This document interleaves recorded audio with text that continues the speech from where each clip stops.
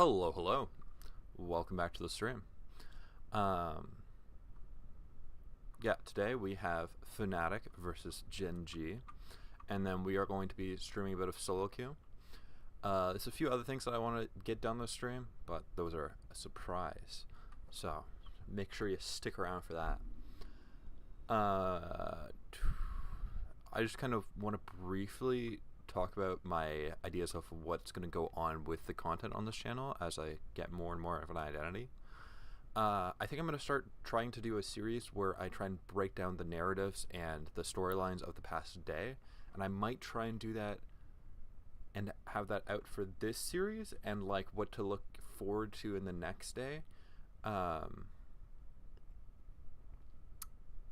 Yeah, but the only issue with that is I would have to. I might not do it today. I might do it tomorrow. Because I'll start streaming probably around like 1:30ish tomorrow, hopefully. Which is like a little bit sooner than today. I'm like an hour late today.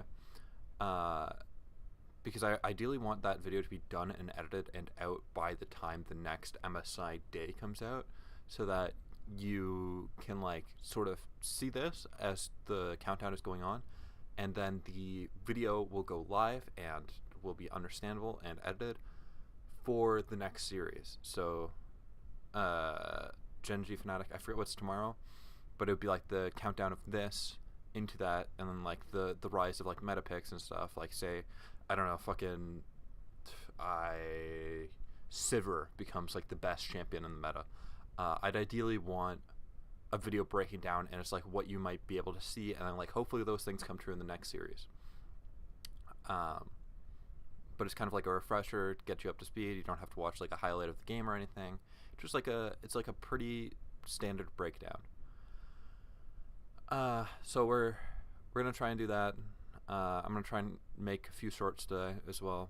And other than that, it should just be, for this stream at least, pretty standard. It's just gonna be the games and then a couple games solo queue, and then I'm gonna chill out, peace out. I might stream again later if I have another burst of enthusiasm for it, but don't expect it. And it would just be like solo queue or something. Anyways, let me transition us back to the draft. And my camera is frozen. Hello, I'm back. Okay, so let's talk about this. We start off with Lucian and Senna ban into GENG. As we see with a lot of Eastern teams, Lucian is insanely high prio, especially with the Nami. We saw what happens when you try and take away the Nami yesterday in the Top Esports and Team Liquid series. It's just not super good. The Nami Jhin lane was absolutely atrocious, and he just gets paired with Milio, and it's a little bit doomed anyways. Even if it's a little bit weaker than the Lucian Nami, the Lucian Milio is still so potent.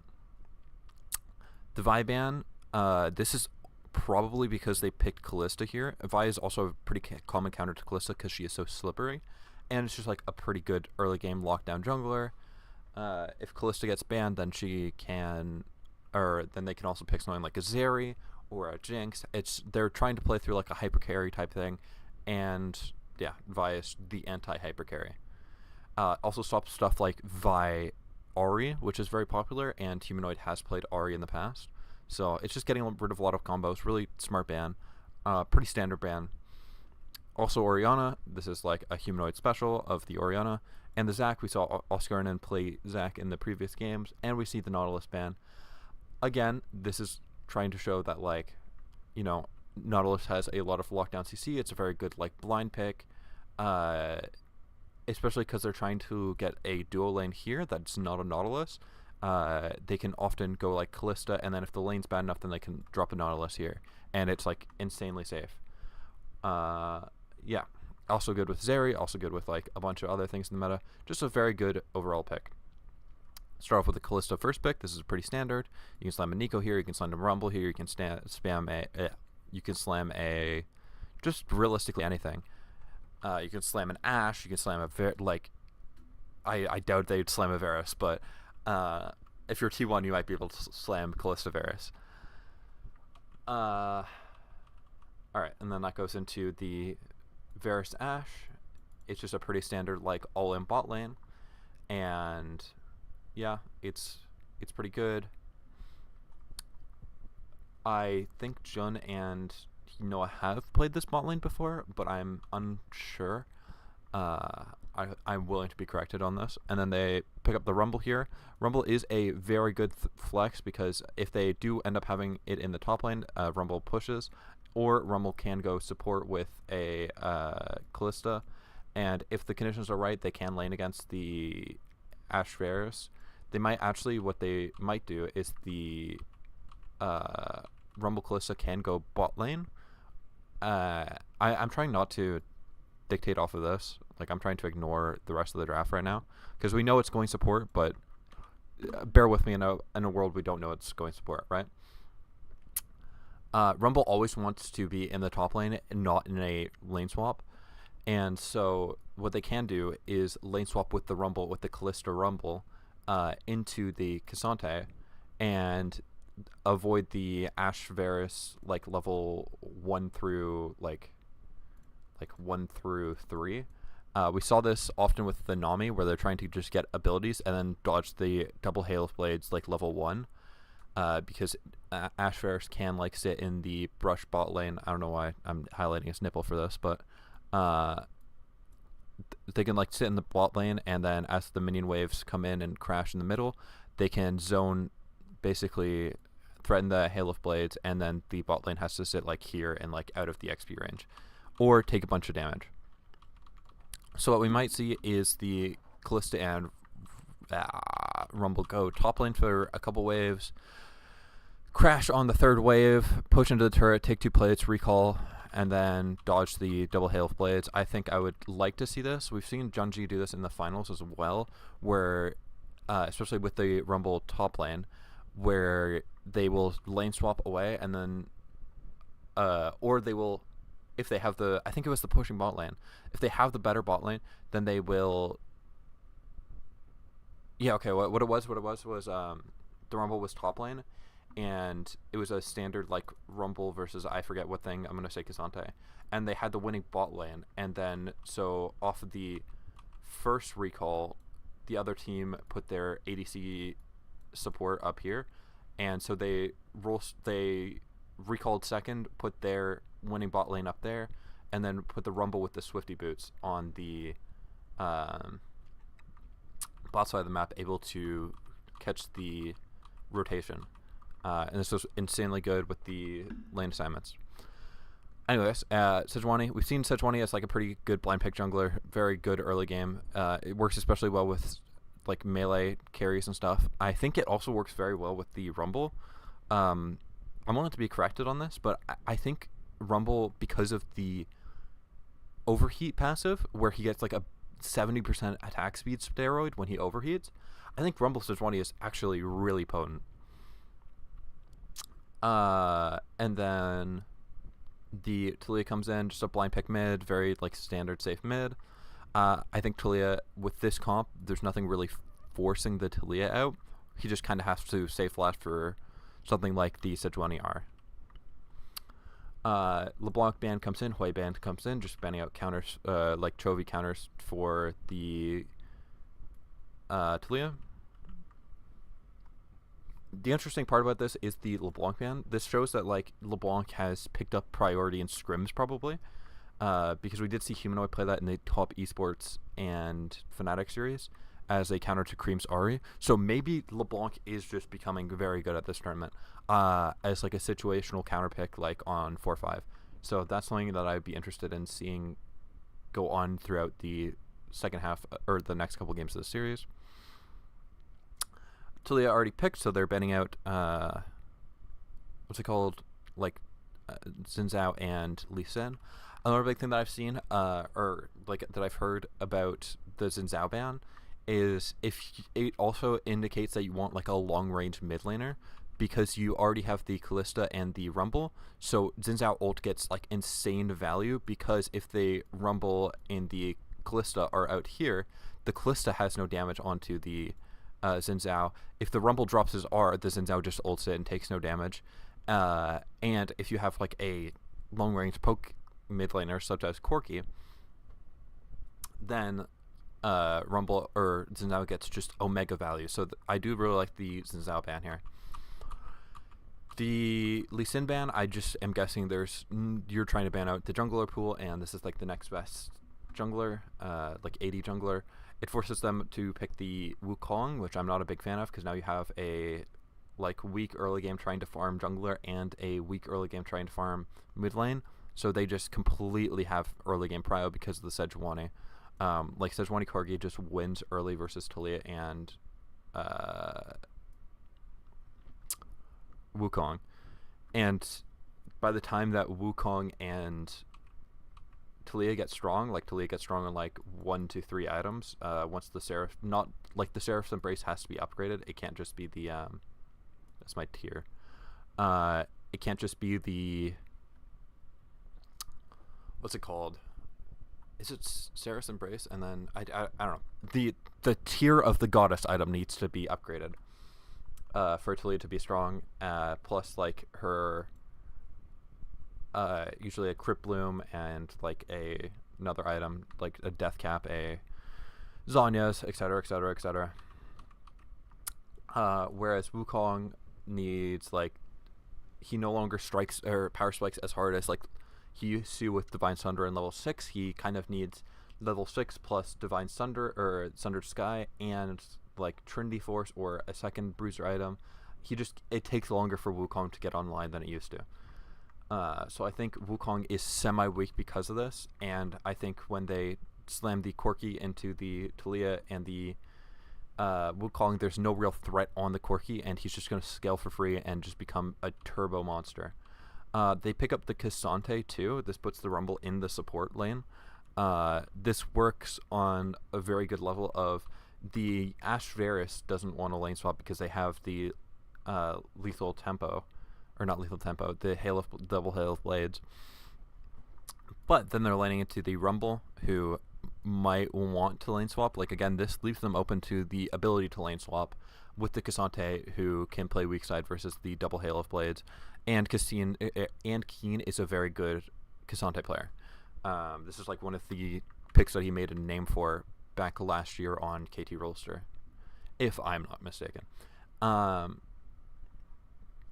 And then they lock in Oscarinen's Camille. We saw this again in the top esports game when he performed obscenely well for like expectations on it against 369 on Ornn.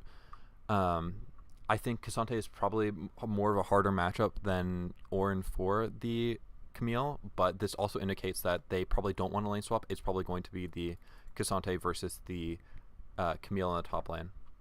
They were also hovering the TF. I think this puts you really, really weak to the lane swap as they are like already open for it. So I think the Camille pick is probably good, where I think you have a winning bot lane, mid jungle's a little bit weak, and then a winning top lane if there's no lane swap. And I think if you lane swap, I think you also get the better part of it probably, because you can have the Wukong and the Camille power farm and then gank bot lane.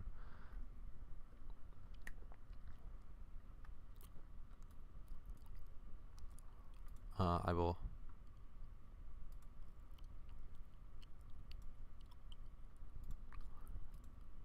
There we go. Opposition is uncharacteristic for them. Carries across the board, multiple damage threats, all with the sole purpose of killing Pays. That lock up Pays and lands. I also like this identity of focusing Pays because I've heard people like Monte Cristo describe Pays as Ghost 2.0, where he is just a weak side enabler for the top side of the map. So having Pays on a carry is not super awesome. But Kalista also is just an enabler pick. It's a little bit more difficult because Delight, I think it's Delight, right? No, it's Pays and who's the support for Genji now? It's Lahens, sorry. Yeah, who's the Singed guy and stuff. Where a lot of his power as a player comes from outside of the laning phase. So forcing them on a early game bot lane, such as the it's going to be the Lethality Callista and the Rumble and stuff. I think that's a winning position from Fnatic against somebody like the GENG roster, where they're playing with a composition that they're not super used to. Like, they realistically want something like Keen and Chovy on a carry, Canyon on an enabler. This is how they played this year. Like, this might sound weird, but like Canyon was a like enabler tank jungler this split, and then the bot lane is on like a weak side pick that like goes even so that they can focus their energy on this top half of the map. GENG, they are considered one of, if not the smartest team in the So, world. I do like the draft from Fnatic. I don't think it's going to matter. Again, the VOD is so small, it's kind of a spoiler that it's a 3-0. But yeah, I also saw the Aurelion Soulbug earlier. In 1v1s or 1v2s or 1v3s, They didn't spot at the bot lane. Trying to pressure this bot side as well. Fnatic's game plan is about aggression, skirmishing. Are they going to move the Cassante over into the bot lane as well? I think they are dodging the early game. The mud and getting down and dirty. It really does kind of counteract what GENG is necessarily known for. They can certainly skirmish, but they're not necessarily known That's smart. for it. I do like this from GENG. I'd expect like a third wave crash into recall match the bot lane as like level 3 or something. Or it might be like a 6-wave crash or something with the second cannon minion. This is a good ward by Chovy. This stops the level 1 shenanigans from Oscarinen if he started E, so they're looking for a mid gank onto Chovy, but Chovy is scattered it out and playing very safe. They're playing very up with the Ashe Varus. This is like why they are dodging it with the top lane swap. Which with Ashe in particular, the extra it looks like they're moving the Camille down. They might die. Extremely beneficial. Thus far, we do see Oscar now also heading towards the bottom half of the map, whereas Keen is still just shadowing Canyon. Canyon should be looking to cover here. Oscar again does have his E. There's a dive. Canyon's covering. He's doing Raptors in the red, looking to get a quick level 3, but by no, it's not level 3 yet. Get a lot of benefit. The fact that Canyon is also they shadowing TP Oscarinen because he can collect the minions under the turret. Because which means he's not going to. So they aren't scared of Oscarinen getting dives because they don't have a lot of dive pressure, because they saw Canyon show on the bottom side of the map to prevent the dive from the Fnatic team. So they realistically, Oscarinen's going to go down like 10 CS, but he's going to get the experience, which is more important. So he's going to ding level 2. He's probably going to put like a point into W, and he's probably just going to farm under turret, get the as many minions as he can without possibly dying. Look for recall once Canyon moves his way up. Canyon could skip camps and just try and go for the dive, but I think that would probably be bad and like a heavily risky play. So they're probably just going to like push this wave into turret, proxy farm here. Oscarinen can never contest this. They know Wukong's on the bottom side of the map. They know they started top side. So let's see. Lose too much, but losing that TP they can probably just get like played. Depending on what GENG choose to do here. Are they going to threaten a dive? With Canyon not in the area, it does seem like it's a bit dangerous. Is casual turret shot going to be taken there by Lehens? They aren't proxy farming. They might think that Wukong is topside again because they have no Krugs. Like Wukong skipped Krugs. We saw Lehens ping that out. So that's probably why they are proxy farming, because they're just playing it safe. They don't want to coin flip the entire game in case Wukong might be walking up there. That's a Valkyrie in from Chovy here as Humanoid getting taken. Humanoid has a flash. That's almost a solo bull by Chovy. He's going to be teleporting back to lane without either of his summoner spells in the end. He has to flash. If he doesn't flash and Chovy ends up flashing, he goes This is such a down, good position by Kian. Like, he's level 3 versus Noah and Jun. Like, he realistically can't swap into the Camille. Yeah, look, they're moving their bot lane in level 3. And now they're going to get the bot lane established prior so that the Cassante can recall like safely. And then they now gets are drawn going to towards probably that TP mid the lane as Cassante well. into Level the top 6 lane comes as the wave through, crashes into the turret. and This is so good by Genji. I do really like this. He's looking to put as much poke down on the Varus Ashe as possible. That's why he's playing so aggressive.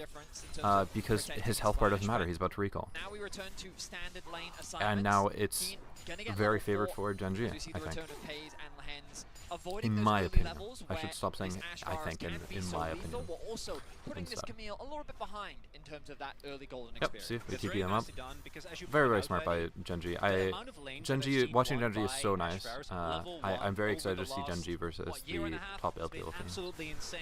I think they Canyon is gonna probably pay will a be top visit towards the esports. bottom I of the map. think They are going forward because Razork they is would on his have an way. even time Yeah, versus there's already BLG. a ghost I think the pump by BLG Joe. Razork's Genji going to matchup turn will up be not so only fun to watch. Fnatic, the flash They flash forward onto from Noah. Lehens, but They kill him. already That's so nice. First blood going over to Pays. Razork just a little bit too late on it. As now Canyon down to 50%, but I think they should be able to get out. Pays can now Three recall and get versus the two, not something serrated, that Fnatic wanna mess with. the serrated dirt off this recall now. Fnatic, you have to be ready as Keen. Oh, That was Keen? so Keen just sexy from blows Keen. Oster's flash level Oscar 1. gonna have to Or, flash his not way level out 1, of there, just and solo. Genji picking That's up so these nice. incremental advantages That actually already. really helps the matchup because that makes it insanely hard for them to dive the Cassante because they no longer have the Camille E-Flash to set up a gank for the Wukong. Like, Keen can play so much more aggressive in that lane because of that. That's such a good play. You could already see a level difference being built in the jungle as well.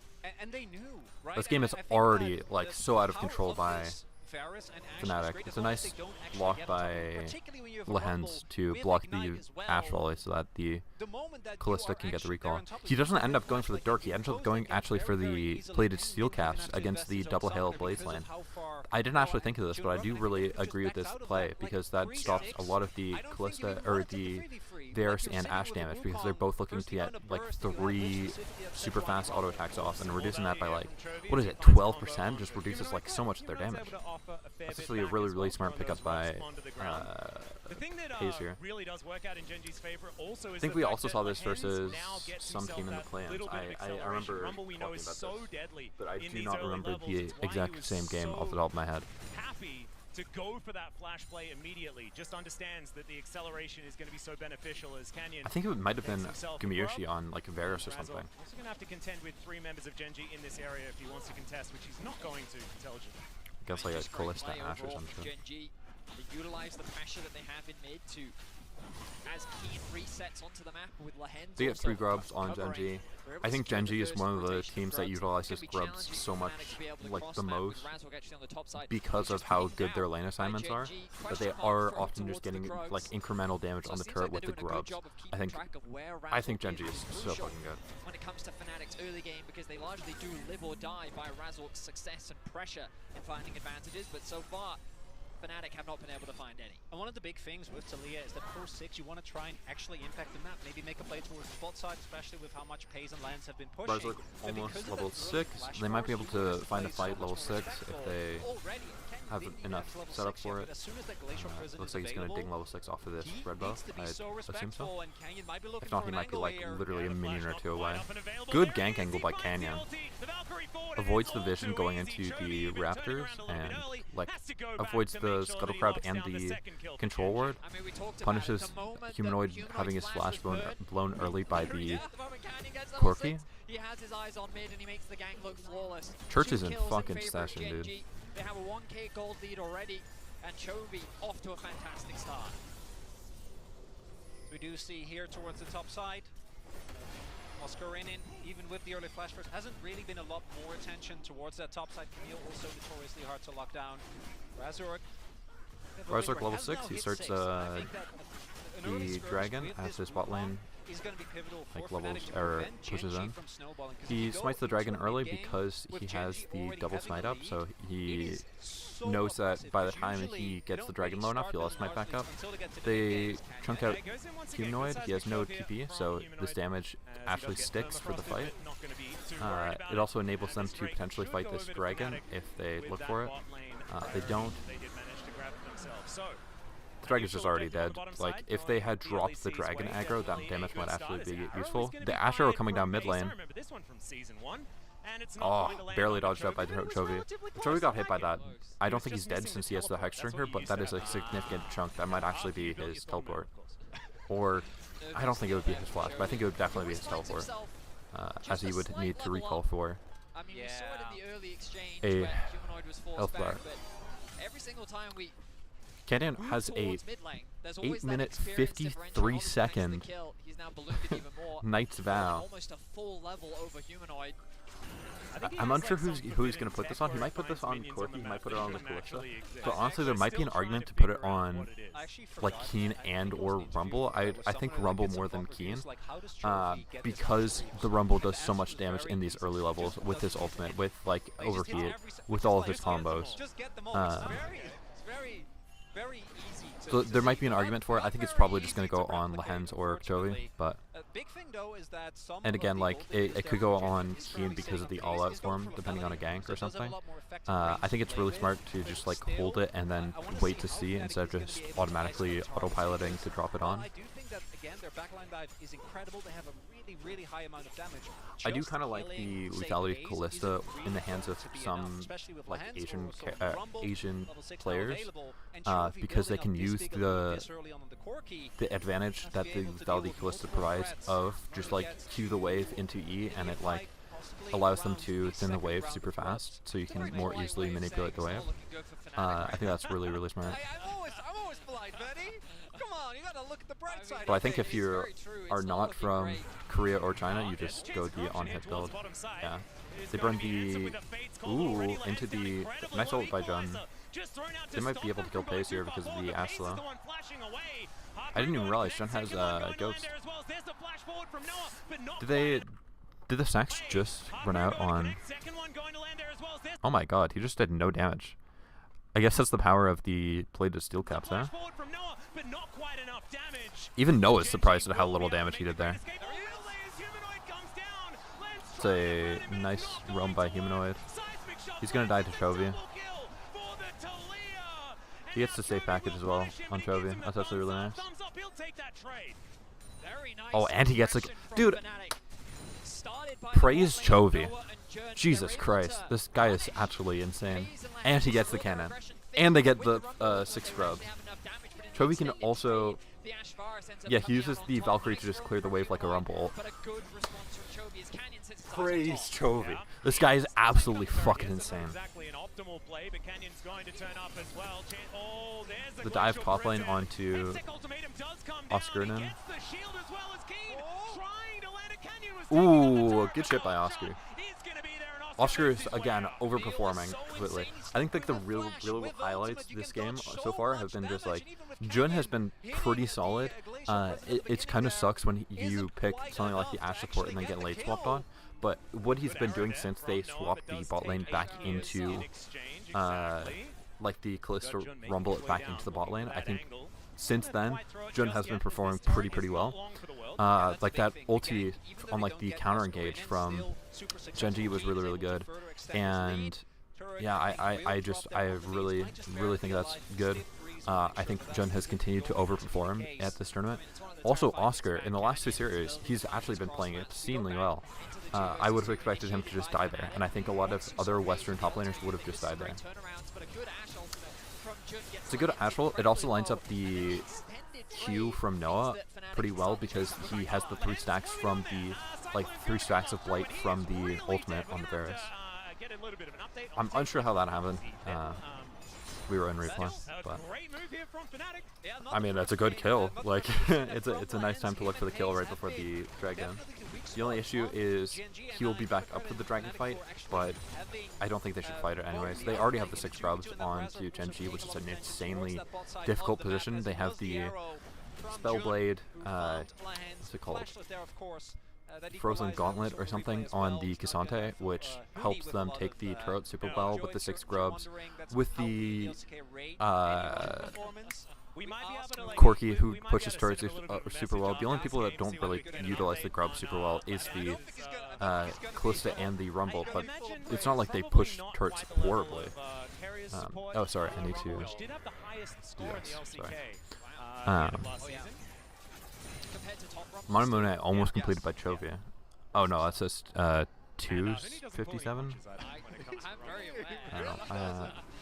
Let me upgrade the There are some thing. Swifty boots as well, so it's doomed.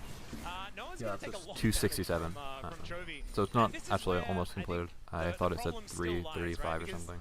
This bottom lane from GENG, I don't think that's gonna First be item focal head point on this game. pays. There's I a think GENG certain, win this fight. They have no guy package, in but I think in a plane, the no Wukong ult is that is super going to be big. the problem.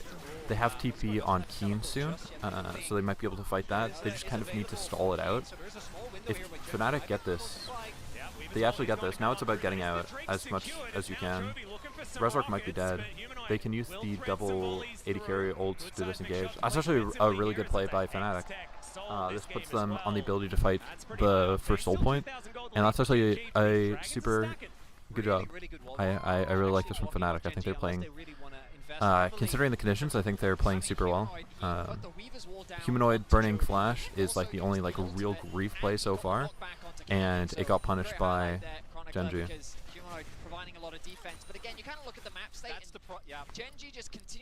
I think this is also part of the reason I don't like the Taliyah and the Wukong is you can't fight the grubs because the grub fights happen before you get the first item on the Wukong and before you like get enough levels, and like you can't hit a breakpoint on the Taliyah enough.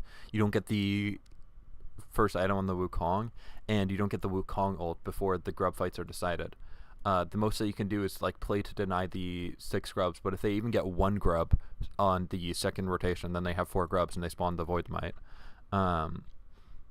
So I don't like this weak early game. I don't really like Wukong unless you have like a super strong mid laner in general, but I guess this is a key distinction of why they spent the second round banning like a Xin Zhao or a Lee Sin, which like kind of forces them on the Wukong pick. This could have also been like a Volibear potentially. That might have been something to do, but I think Volibear got nerfed, so I'm not quite sure about how good that is. But yeah, now you see this slow bleed of like all the turrets getting damaged by these 6 grubs, and that's like part of the issue with taking such like a weak mid jungle duo. Go back to that top lane. Remember that Canyon was able to secure the 6 scrubs, which contributed to Keen being able to secure that top tower. Chovy's now moved into bot lane. He's chipping away at this tower, and even though Fnatic is showing promise, we're seeing a similar situation to what we often see in LEC versus LCK, which is that, okay, they're finding picks, they're finding kills, they're finding small objectives. I probably shouldn't have done that. That probably just doxed everything. It's a 2.5k goal difference. Luckily, there's like nothing bad, but this team is playing through the map, and I should not hold that. Ooh! Really good by Lehens. Good pick. Pick up a killing spree. Nicely done. GENG It doesn't mean much other than they might be able to get the Herald, but I think they were getting Herald anyways. But now they lose, like, if they get Herald, Ken's probably going to clear up, and then I think he might skip Grub, or Gromp. But yeah, that's actually a really, really good pick. I do like that. If they get Herald, then they break mid turret properly, because they have the 6 Grubs. Is an incredible amount of safety, and we haven't actually seen Keen join in any single fight. In the 5v5s, that's why I really worry about Fnatic, because if you don't get a great flank angle from either Oscar or Razor onto the enemy backline from the get-go, trying to just play front to back into this GENG. Also, the Rumble is super super powerful right now. This is where we see a lot of Rumbles shine. He doesn't have the Sork shoots, but he does have the Sooty boots, which helps him like kite around the team fight. But the Madness passive of, I think it's called Madness, on the Haunting guys, it amplifies like 6%. Here, let me Google this. I don't know why I'm saying this without Googling it. Haunting guys, lol. It should be in the game right now, right? Yeah, Haunting guys. Stacking, yeah, it increases damage by 6%, so you can stack this up before the Rumble ult, and then it does like 6% extra damage, which is just really, really good. It's a good breakpoint. Rumble has ult for the Herald fight, it looks like, because this probably is about 10-second cooldown, so if they walk into the fight, they will probably have Rumble ult. Anyways, and he has the Zaza, so that's always good. Really, really tough. And Keen has that been support by item is far our very, best very good. fighting The support opponent items in the are LCK this season all as well. So pretty very good scary right now. to go up against. See whether Fnatic can navigate it. Like, I think there Zaza certainly has are some been 5v5 really good options, since definitely the, some combo combos that they can look towards like, as well. Some early picks in team fights could be the way what's it called? through. The This Rift Herald is cupcake, gonna be the taken. weird cupcake one. And can Since he that feel one was free to nerfed, put I that think one down Zaza has whenever been he would probably like. one of the better ones. Already that top lane outer turret did fall down earlier I think on. the shield one is also really good, and I think the as they march their way up the lane. There's 4 people there, Chovy. the shield one and then the Slay is like not super great. I think they're the weaker ones, but I think the Spellblade one is really good, and I think the Zazak, whatever the hell, is really good. The first half of this year kind of has been that top side that has been standout. We've seen Chovy, even in dire situations, put the team on his back and have strong performances, but I don't think he's going to. Looks like Chovy's going Malignant second as well. By his side in this game. And it does feel like the Corki for GENG is often their cheat code for that. Oh yeah. Because it's just the amount The of Talia's starting to get powerful. She hit level 11. So she has like the level 2 ultimate. She has Q maxed out. She has the Saracen Brace completed now. Like once she gets Leandri's, I assume that's what that's going to be. She's going to be pretty strong. They might look for a fight then. I think that's realistically the last time that Fnatic will be favored is when she gets the Leandri's Torment completed. I would like to see them have the Leandri's completed on the Talia for the third Drake fight. He picks up the Dark Seal. Yeah. No one's going to be riding it this time around. We've had some Herald mishaps in the LCKs. Weaver's Wall does come on through, but it's only They wall it off. The wall should be back up for the Dragon fight. I'm going to assume that they're going to try and fight or get set up on the Dragon fight, and then like this is what Fnatic will do. How they do it, I'm unsure, but ideally what they want is they want to have wards in the jungle for Oscarnin to TP on. Oscarnin can always push down this turret and then TP in and try and like get Keen to match. And what they're going to want to do is have like Razork pull the dragon. They're going to have probably the double 80 carries hitting from either here or here. They probably want the double 80 carries in this brush actually. Have the control ward in here, have Razork or Humanoid throw the spells when they enter through here and here. It's like throw spells when they enter through here and here. Sorry, I cleared it up. And have him like position here, have him position the banana brush. I don't know why I'm not using this here. I forgot that it's here. You want Humanoid positioned like here and throw spells like here and or here. It forces Chovy to use the ult aggressively, and or like pays to use the ult aggressively. But realistically, what you want to do is bait out spells here, try and control it as much as possible. Have your double 80 carries hit from either here or here. If they have like this area of the map secured, like down here secured, and yeah, they just have Razork here. They have the dragon here. They want to burn it down. Use the Ashe and Ferrisol to peel, like create space, and like stop them from getting in, like Canyon from getting in. Use the Weaver's Wall to stop them from getting in, and then they can try and look for a fight maybe afterwards with the Wukong ult. Wukong plus Camille could also be good. Realistically, the game gets decided. Like Fnatic can win and get in an advantageous position off of this third dragon fight, whereas I think it's the last time that they are like favored. And for that, I really want Humanoid to have the Leandri's Torment. They're looking for a pick onto Humanoid though. Oh, Chovy got hit. Good job. Okay, Chovy's down. He's not going to be back up for the dragon. I think this just means they're going into Cannon. Or Canyon. Honestly, really, really good by Fnatic. They're going to get the dragon. I think this is obscenely good. Like, they tried looking for Humanoid, but it just turns on them. He has the Saracen Brace. Like, he's very tanky right now. I feel like you have to be. I mean, a great punish from Fnatic.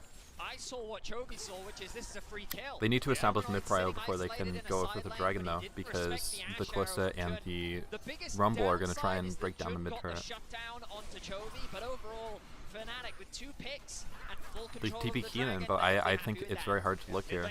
They have the Rumble. They're trying to burn down Razork. Razork needs to not die here, or else...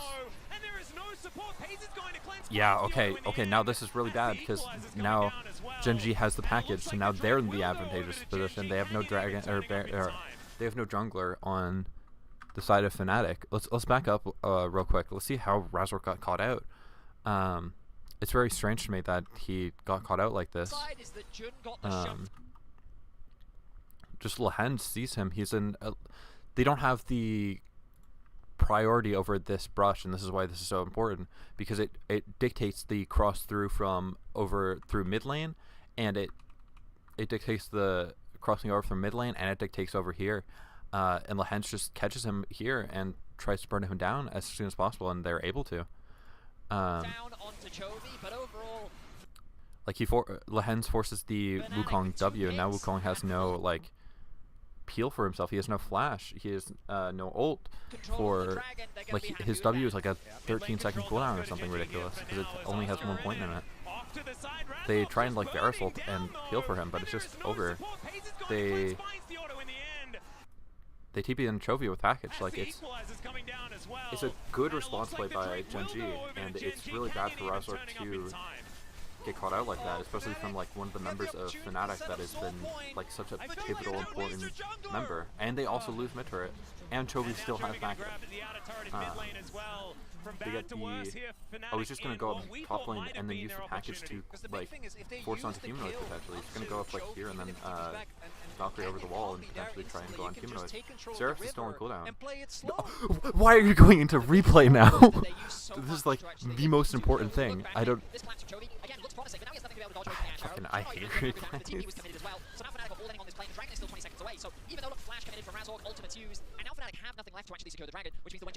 Nice. Okay. Chovy no longer has package. How he used that, I have no clue, but they didn't go into humanoid, it looks like. Actually looks like it's like, why does that exist? And I think the 1.5k is probably there. But man, the caster just goes, why does that exist? Thanks to even like gangs didn't work out, like Canyon trying to play towards the top side. I think it's crockery money, right? It's been a whole nice lot kidnap of by I think he got the Keen. first turret blood, and then I think he Good got another kidnap by turret Keen. towards the bot side of the map.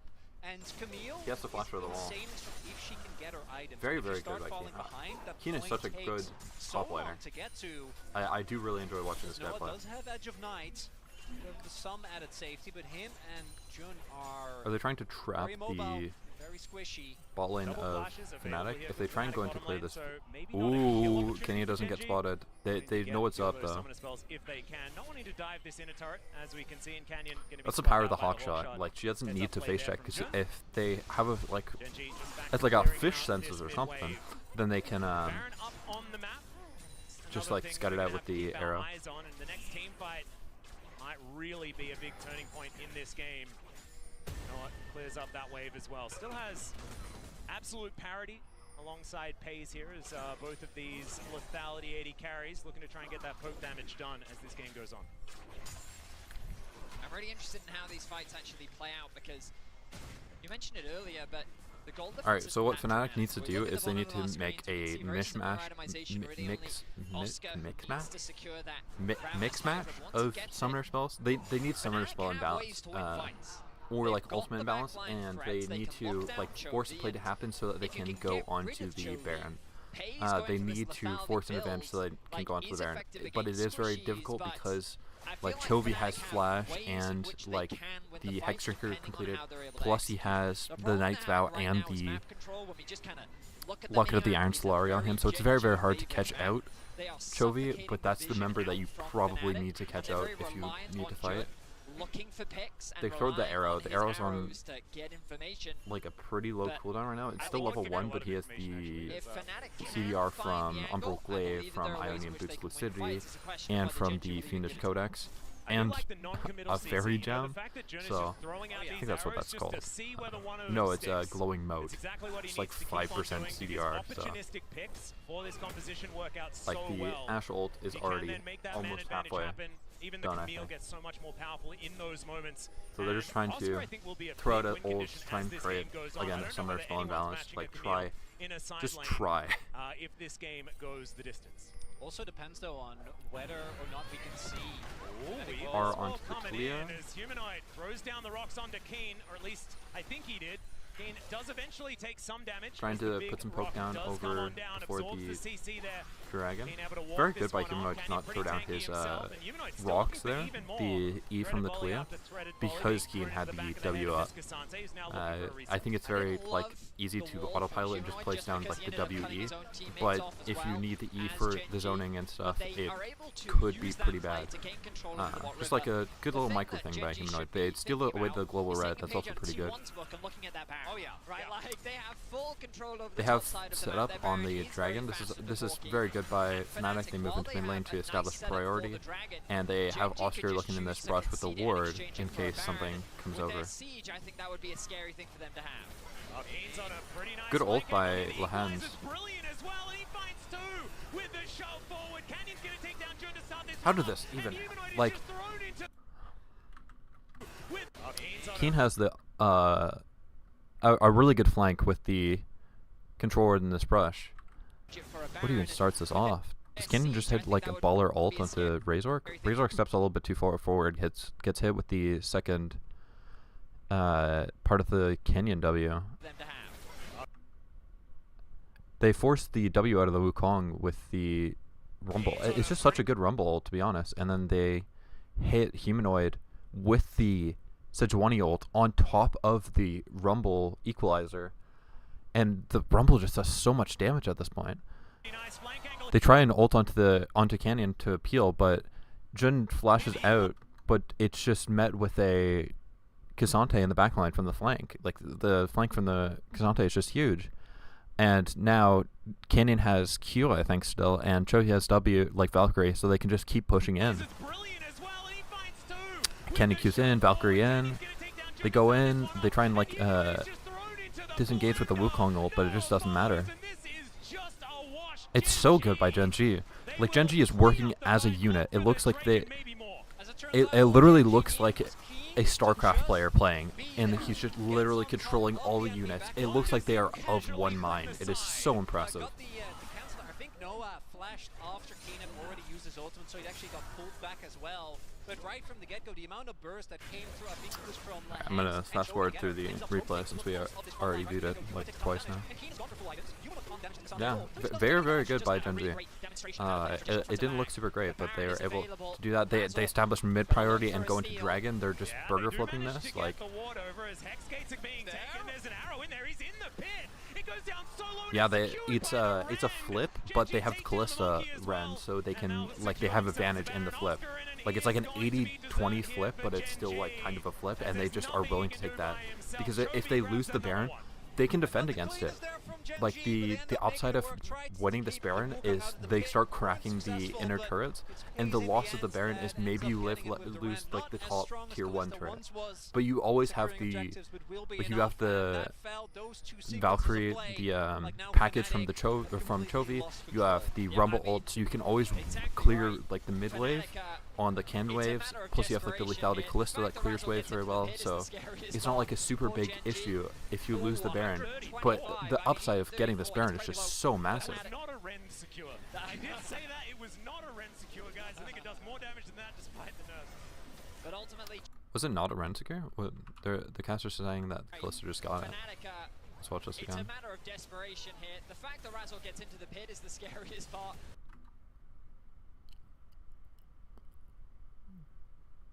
Razork and Humanoid have upgraded Smite.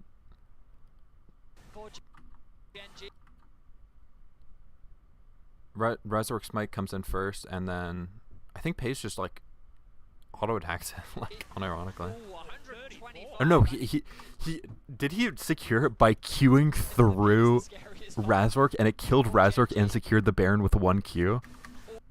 No, he rendered. He rendered for sure. That's what the this effect is. Yeah, okay. He rendered then queued Razork for the kill. Yeah. It is a Ren secure. I don't know what the casters are talking about. I did say that it was not a Ren secure, guys. I think it does It is a rend secure. He used rend and he secured it with it. They didn't time it correctly, but it wasn't. I guess what they're saying is it's not a rend secure because they didn't time like layer the smite with the rend, but the rend got it. So I don't know what they're smoking. Huge credit to Keen. He set up the fight for GENG. He helped secure it for the team after finding a great team fight, and now it's just a matter of time as GENG begin their siege onto Fnatic's base. He is a player that has been part of some of Yeah, I the just like LCK's spreading darkest misinformation days. online, Yeah. which is actually fun for me. So Do well in you know, LCK Finals it is what it already is. great, and now Fnatic That might just actually have looking been a pretty good pick for onto anything, but, Lehens if he hit that between ultimate. 6 grubs, It the would have 2 forced Hextech the trades, Callista and the ult. Baron, these turrets are going to fall. Oh dear, Humanoid. He's going to be put into the prison. Humanoid's caught. and Chovy finds the It was just so rocket. hard to play from this point because they have the Baron, they're playing onto 2 lanes, and they have the 6 scrubs. Like, they're going to take 2 inhibitor towers, if not more, from this. They might just end through top lane, honestly. They have no mid, no jungle. And this is the issue. Like, all this stems from, one, the lane swap, which put Oscar in behind, even though he did play well, and also, like, picking such a weak mid jungle enabled the side of GENG to get the 6 grubs and really start creating a golden balance through that. Never mind. He's just able to walk it off. Pays is the one that dies, but the Nexus Very good is by gonna follow suit, GENG. and Very the clean game. LCK's This game gives me a lot of hope for GENG going forward into this tournament. Yeah, I think people are a little bit overdosing on the narrative fuel of, oh my god, GENG always choke at an international tournament. Like, yes, that has historically been true, but half the team is replaced now. Like, Delight's gone. The top lane of Doran, was it, on GENG's gone. They have Cannon instead of Peanut. Like, this is a different team almost completely. All that's the same is Chovy and Pays. And the GENG always choking at international tournaments. That storyline came when it was literally only Chovy from that roster. That narrative came from when it was Doran, Peanut, Chovy, like Ruler, and I think maybe Delight actually. But like, it got more solidified when Lehens it was sorry.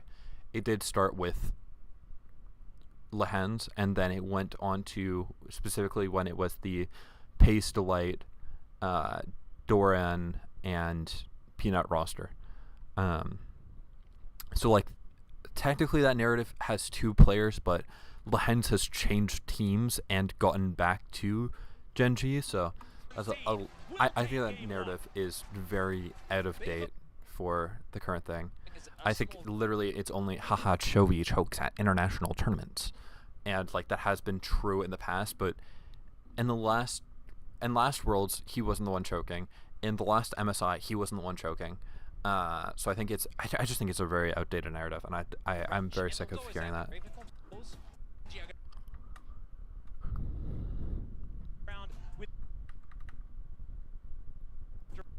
Oh fuck, did I miss the draft? I think I went too far ahead. Counter pick. Yep, They have the Nami on the side of GENG, so they have the Lucian Milio. Put that one down. I would prefer Talia. Okay, so we know that last pick is the Aurelion Soul. Okay, they banned the Rumble. Again, we saw it in the last game, and it is a flex pick for both Keen and Lehens, so it's just easier to get rid of it. They banned the Vi. Again, the Vi and the Ahri is a very big enabler. They banned the Callista. They banned the Varus, targeting the bot lane.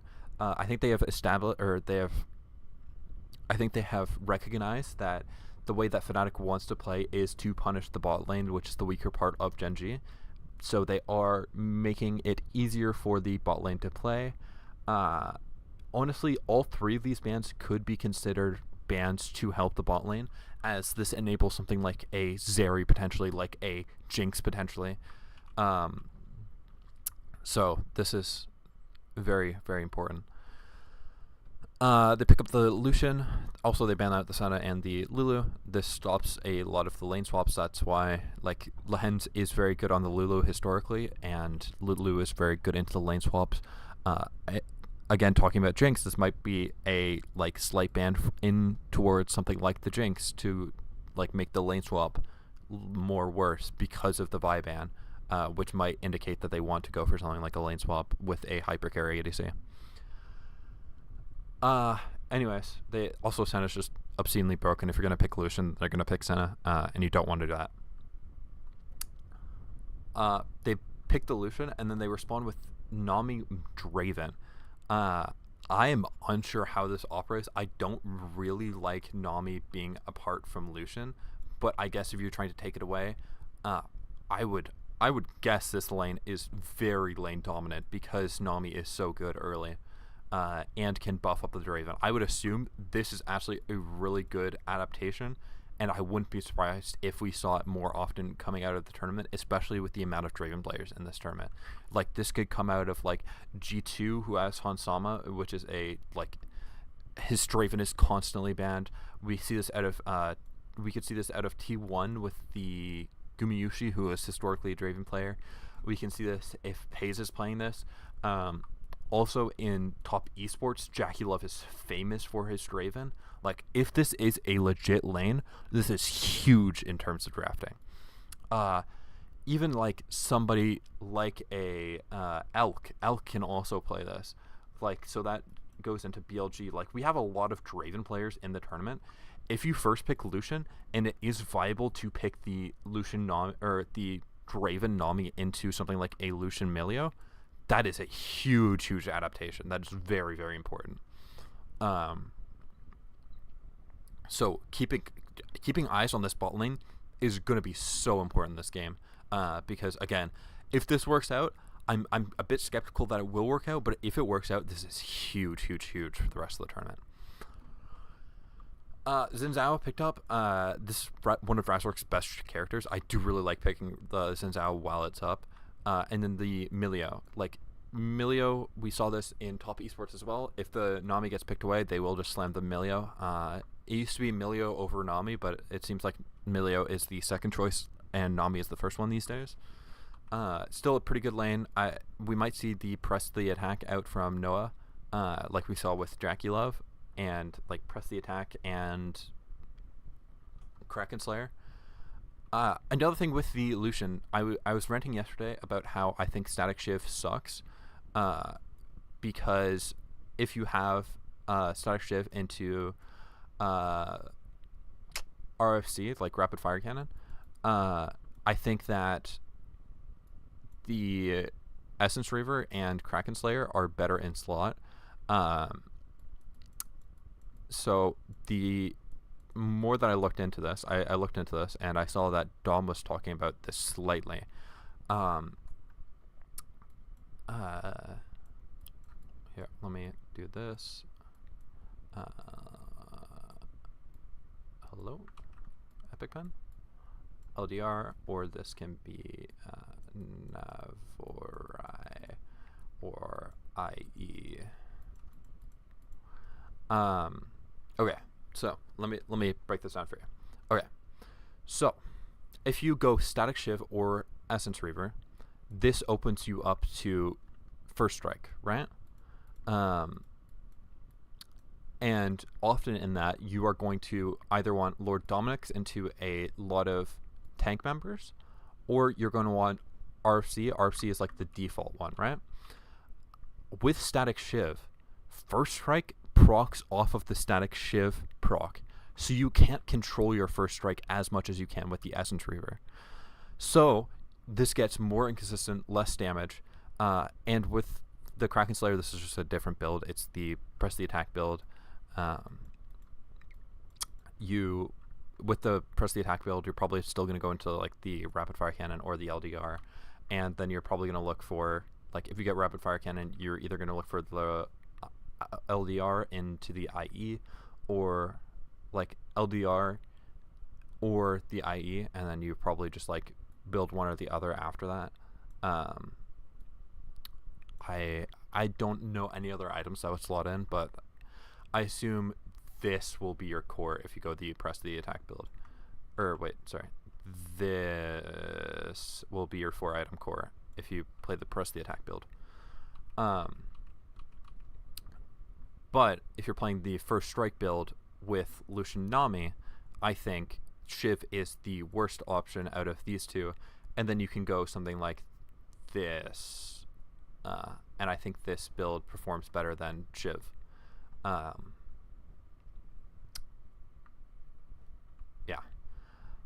It could also look something like Essence Reaver into Rapid Fire Cannon into LDR into Navori. I think Navori is slightly less important than LDR in a lot of cases, so you could go Navori second or Navori fourth, sorry. So you can go Essence Reaver into Rapid Fire Cannon, but if they don't have like a lot of tanks, if they are very squishy and you're going the first strike build, I think you go to Navori third. But anyways, I will stop ranting about Lucian. I think this character is really, really good. I do really appreciate that GENG first pick a lot. I think this has been something that Western teams have failed at for the longest time, is understanding the power of the Lucian Nami, or just Lucian in general. I think that character is absolutely fucking busted. Anyways, they lock in the Xin Zhao and they complete the Milio. They want to complete the Milio on this rotation so that it doesn't get banned out 3-4 or 4-5, sorry. And then they lock in the K'Sante. K'Sante, just a pretty good blind pick, can deal with the lane swap if they want to go into that. With the Lucian Milio, I think that they might try and lane swap against the Draven Nami to do the thing that we've often seen, I think also out of Fnatic, where the Lucian Nami, or Lucian Milio in this case, will go top lane levels 1 through 3 to dodge the early game power of a bot lane. So they pick K'Sante knowing that this could come out as a possibility, and K'Sante can work pretty well if they do not end up doing that. Oh my god. Let me take a glass of water, or drink of water.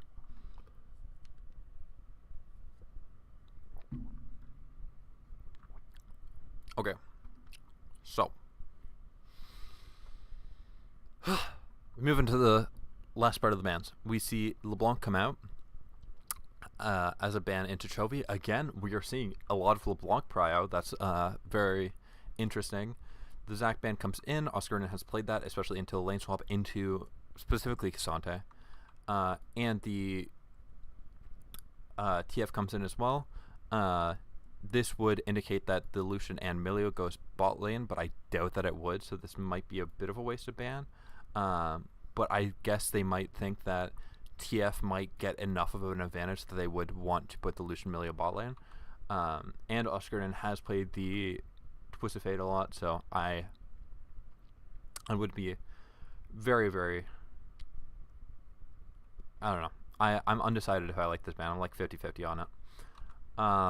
Then they ban out the Sejuani. We're banning out jungler pools from the side of GENG. We saw the Sejuani in the first game. It's just a pretty good blind pick jungler. It's stopping them from picking it on... Like, I'd assume if they didn't ban it, Sejuani would be picked here. And then that also enables Chovy to play something like a melee mid, like a Yone. Potentially, like, look for an angle with something cheesy like that. So they picked the Kha'Zix here. We have seen Kha'Zix been picked specifically into the Xin Zhao in, I think, the upper bracket semifinals. It was one of the GENG versus T1 series. I can't remember if it was the grand finals or the upper bracket finals. Or it'd be upper bracket semifinals, I think. Actually, would it be? I think it would have been grand finals because T1 lost to HLE in the upper bracket and then beat HLE again. So I think T1 only played GENG in the finals. And I know it was against Owner. So we have seen this Kha'Zix as a counter. It's a very Canyon counter into the Xin Zhao. We'll see how it goes. We've seen it before. It was mega that game. And then we see the Orianna come in. Orianna Xin Zhao, pretty good combo. Orianna enables the Xin Zhao through speeding up. Xin Zhao can also get good Orianna ultimates on. It's a pretty good duo. I do like this. So far, I like this draft way better than I liked the draft last game from Fnatic. But on the other hand, this is a very GENG draft. I think I still...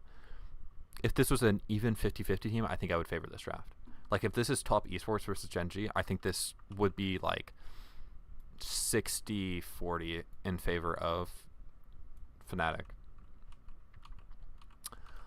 The Aurelion, they picked also the Poppy. It's going to go top lane versus the Kazante. They're going to have the Poppy here. Poppy is considered a lane counter to the Kazante, and it also gets value versus the Kazakhs and potentially also the Aurelion Soul, because Poppy can stop the Aurelion Soul from being in his W and like drifting with the Aurelion Soul breath onto like the backline. Like, imagine Lucian Milios here. It stops the Aurelion Soul from going onto them and dealing tons of damage. So I do like the Poppy pickup. Again, if this was not Fnatic, I do really favor Fnatic's draft, but I don't think it will matter because the skill discrepancy is so large. Oh, that's also fine. There's an Aurelion Soul. Yeah, they pick up the Aurelion Soul. It's an even matchup into the Orianna at scale, so Aurelion Soul. Chovy is one of Chovy's best characters. I think Chovy might just be the best Aurelion Soul in the world at this point. It is a bit of an easy one, I will admit. Alright, let's get into game. GENG is just getting big enough early leads, and the question for me To see whether Canyon's going to once again be playing his Q evolve. I'm just going to go and murder the Xin Zhao over and over again playstyle that we did see. Yeah, the pretty standard lane assignments. Draven Nami should have priority up to like level 3, level 4. Then it gets about even. So you just have to take it. kind of have to take it, otherwise your jungle can be very unfortunate. Both jungles pathing down. They get the ward on the red buff, and so they know the Xin Zhao is pathing down as well. And Humanoid gets the ward on his own Raptors to make sure that the Kazakhs is not split mapping. I hated Bruiser Kazakhs so much. I mean, if you're a real OG, you'll remember Alex Zish's Kazakhs. I know. Or you'll remember Ambition's Kazakhs Hell mid. yeah, hell yeah. When Getting he one-shot by evolved Faker. just in lane. It's a fun series so far. I have been really enjoying this. GENG was able to do that consistently, and it's a big task for Chovy in this game as well, is a lot of what Kazakhs can do, be evade particularly post 6, are going to be relying on Chovy having mid lane prio. And his ASOL, similar really to his Corki, he's been one of the few players that has made this scaling pick, because in the LCK we saw it from players like Bulldog, and it felt like ASOL where, you know, obviously he skills really well, but in the early game he just didn't do a whole lot. Chovy, though, his laning is so aggressive that we see him at prio a lot, which might... There's a huge CS lead in the bot lane, but that CS lead is fake because the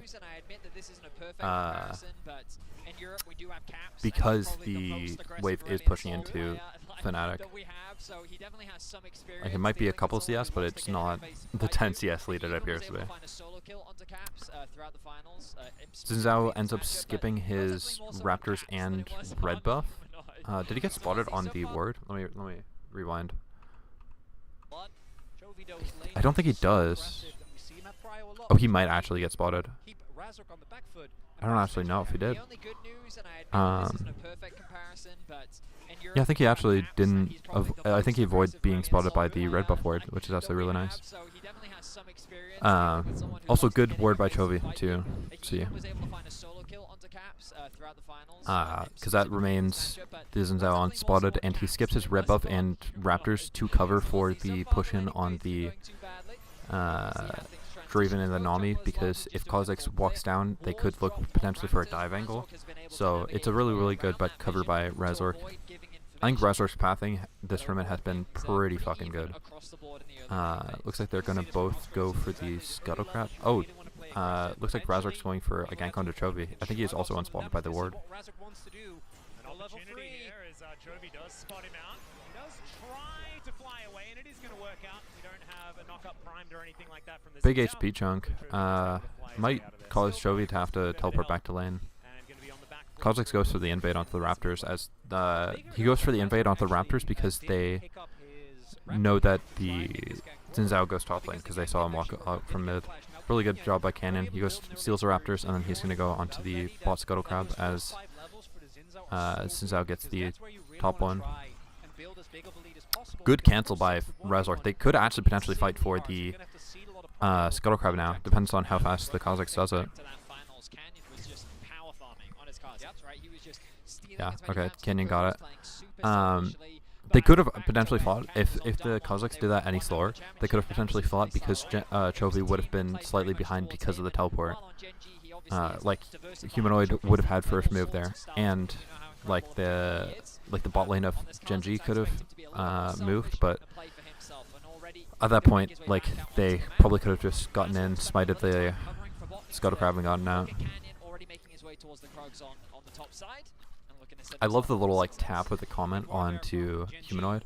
I'm assuming that Chovy also has Scorch, so that does a bunch of damage for just like a nice little poke there.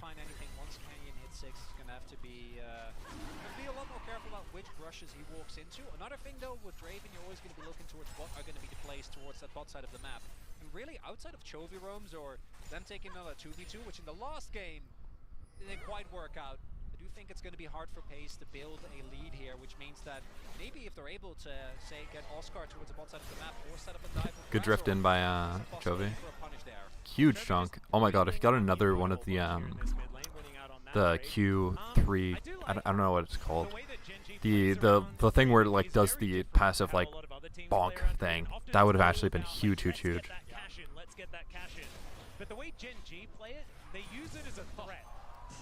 Oh my god, Kenny got the smite onto the wolf. That's actually really funny. And they're gonna get the first grubs on the side of GENG probably, and also have the Scuttle Crab. Every jungler knows that feeling where like you have your smite as well, and you see the objective 7 HP. He was just They used the ult out of Chovy to chunk Humanoid out of lane because Chovy wants to recall, so if they could get Humanoid to also recall, then they can't contest the grubs. This is actually such a good... I love watching GENG play. It's so fun. They've come through from the patch where it just has a little bit more power behind it. I think we saw the impacts of that in the previous game. When good freeze by Noah and Jin. They saw that. I think they saw that Nami was mid lane, so they could freeze pretty easily. And just they want to even farm to like level 6. Like once they hit level 6, they.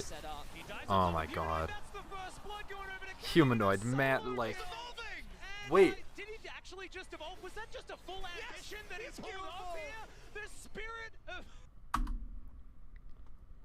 Let me just break down what the fuck happened. Humanoid got caught shopping, which is the second time this has happened during this tournament. And then what happened was the Kazakhs, I think, dinged level 6 from the kill. Yeah, he dinged level 6 from the kill. And then upgraded his ultimate with like Control R, and then I think he misclicked, and then Control R went to Q after the R, but his control was still pressed down, so he accidentally evolved mid-fight, fighting Razork. We saw Ambition get killed by this like pretty much exact same thing back in like season 3 versus Faker's debut. That's like an insane series of events. Like Chovy's overclearing midway because he's like, what the fuck is even happening? He's not expecting his Kazakhs to randomly start evolving his ability or evolving his Q in front of Razork. That's an insane series of events. He got the Q evolve off. And then just oh man. Well, I mean, it's pretty close to the same position that Ambition did it earlier on. So, and then he gets the Scuttle Crab. That's so fucking funny as well. Noah's going to be exhausted here towards the bottom side of the map, but so is FaZe. Now looking to back his way up, piercing light. Zinzao's not level 6 too, so Chovy or Canyon with the mid first move can also just start invading off of this. This is so crazy. Yeah, forces the fast flash from Razork. This is all because Zinzao hasn't hit level 6 yet. He's also like not even one camp away. Like he needs to recall, get the Gromp plus the blue buff, and then maybe he dings level 6. Noah now looking for a bit of a trade. Nice bit of aggression. Bubble goes wide. But ultimately, advantage gained for Canyon. He has a full level over Razork right now. You can see 52 to 38. They're hovering bot lane. They might be trying to look for a dive onto bot lane, but I think it's probably just bad. You probably just want to get mid or vision on mid. Humanoid gets a plan, or get a vision on the river. Sorry. With the amount of pressure that he's putting on him in the early game, we look back at this. We get a replay of this. Yeah, caught shopping. Died too fast. And then he starts evolving. my Cossack's evolve. It's crazy. We were just talking about it. I know. It's not like I know we talk about Faker when he's not there quite often. As we're gonna have a look at Oscar this. is Oscar having to deal with no an all-out Kane. Yeah, he's actually no mana. extraordinarily tanky. Kane dashing around the place. Did he have to pop multiple? It looked like he was low mana. In the early game. I think he had to pop multiple of his biscuits there to fight that. And he evolves the claws. Oh man. Let me see. Let me see. Can never change. Yeah, he had two biscuits that he had to pop because he's such low. Like the biscuits give instant mana, so he W's, stops the W from Keen, and then has to pop a biscuit for his Q, pops another biscuit right there, so that he can get his cooldowns back up as well. Gets another Q off, and then the mana regen and stuff. It's actually a really good look from Keen. It's just he had the 2 potions, but that forces out the biscuits out of Oscar, so that might actually be worth from Keen, as long as he can like drop the ult, get the push in, and then recall. Isn't going to be able to kill him. There's a whirling death that's blown Draven out going up, or ult going up. Almost going to get hit by that one. Almost. He has almost 200 stacks, so if he got hit with the R2, that might have actually executed and got the cash in for the Draven. And that would have actually been huge. That would have broken this game wide open, to be honest.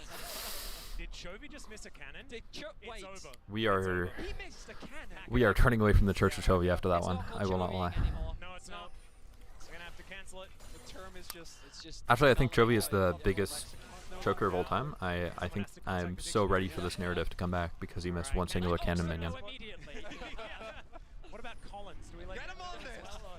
Is there a hierarchy between the two? I don't really know about dictionaries that much. Someone will Yeah, have to let us now know. Lucian has a lot of advantage in this lane because he has the culling plus all the buffs from the Milia. So There's also the urban they have gotten to a point of the lane where it's actually advantageous to the Lucian, and it's going to also be pretty advantageous for the Lucian Milia moving into the mid lane in like, I don't know, 5-6 seconds, or 6 minutes, sorry, like probably next recall.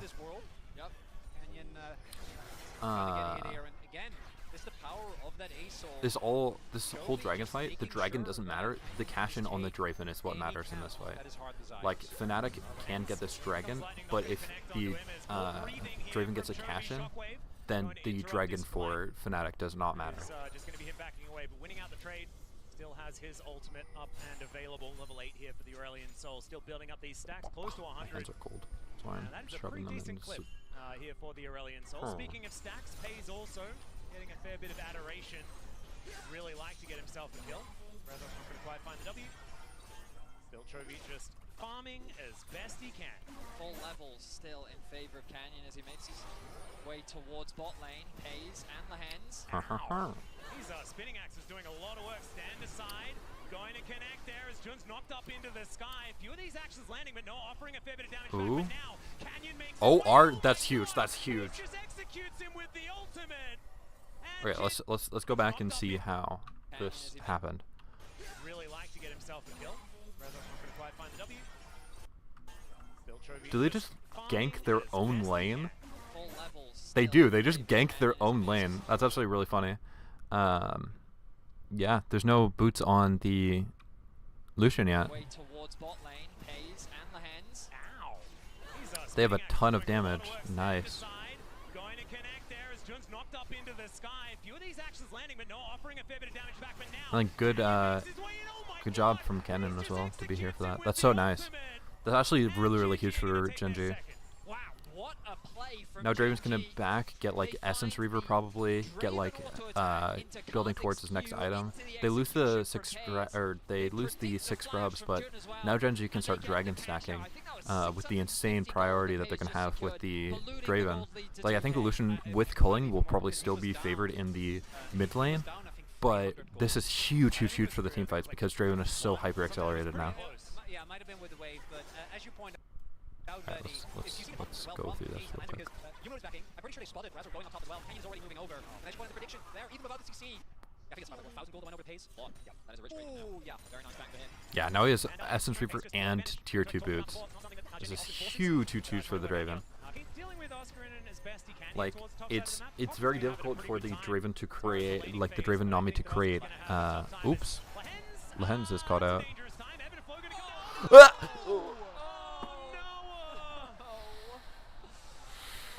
Brazzle got the kill. Ew! What the fuck was that, Noah? That's a dangerous time. Evan and Flo gonna go.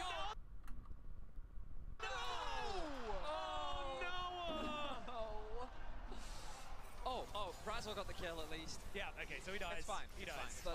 But, Yeah, Brazzle got the kill. Zoom in onto Noah though. A little bit brutal as he scratches his head there. You can see in the player cam. That's alright. That was so fucking gross. I mean, if that's not an indication of the pressure kind of getting to you. Like, no, nothing against you personally, but I would sign a death warrant for this. I don't know what it is. Like, you can tell that playing. You seem like an alright person, but holy fuck, that play. I think I need to invoice you for like new eyes or some shit. Like that play. Oh, ooh, good job by Cannon. Oh, Chovy's going. Chovy's going.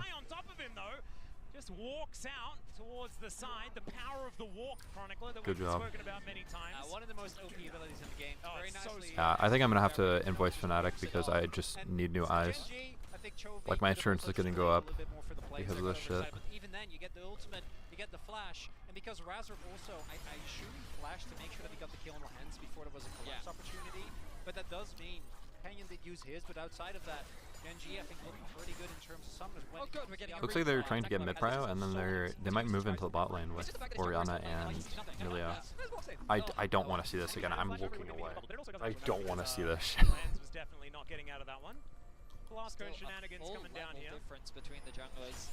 Yeah, this 2v1. Ooh, Canyon's gonna have to Canyon. jump his way out. Not exactly an isolated target there when there's two of them. I figured that out all by myself.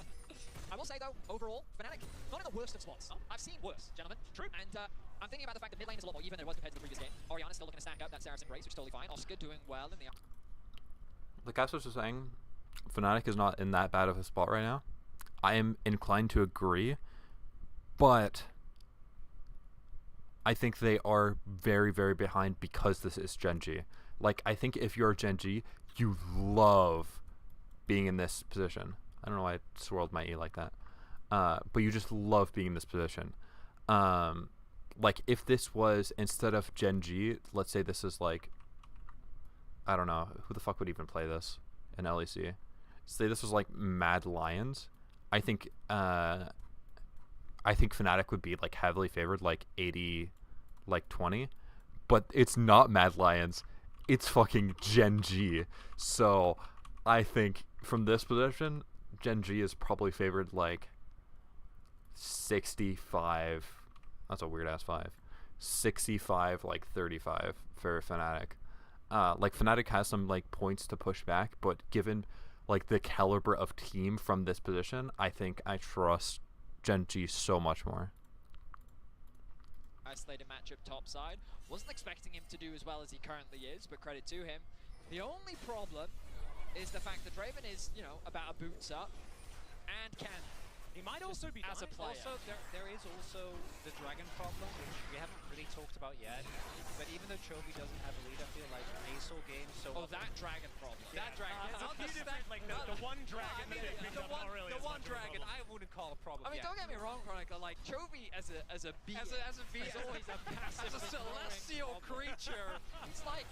In many ways, in a game of League, he's like global warming. The existential threat that we all know we're going to have to deal with at some point. It's very Lovecraftian. Yeah, The Herald is less threatening right now because there's less damage on the mid turret, but it is a good Herald pickup by Canyon. Will survive, as poppies often do. Just getting tankier and tankier. Does have that Sunfire Cape already completed. Oscar's going to happily clear up the King does get the back. I wonder if they're actually looking to rotate Gets a recall off. Nice. Poppy ramp passes it. They're moving the Draven and Nami in the mid lane to match the Lucian Milia. I think Lucian Milia with ult now are favored in the mid lane. Like they should always have mid lane push, and that favors the Fnatic team because that means that they should be able to get first prio. But the issue right now is that they have so much like vision clear from the side of GENG, where if they get vision up through here, it's very hard for Fnatic to move in, especially if Kha'Zix is unseen. It's very hard for Fnatic to move in with the Milio to establish vision here. And if they do manage to do that, like say Kha'Zix, like, oh my god, can I draw? K6. Say Kha'Zix shows on the top side of the map here, and they do move the Milio in. If the Kha'Zix goes like over here and then recalls, he's coming out of base with a sweeper and Umbral Glaive, so they can, like, he'll be spotted out on the bot side, but then he's just gonna clear all the bot side vision.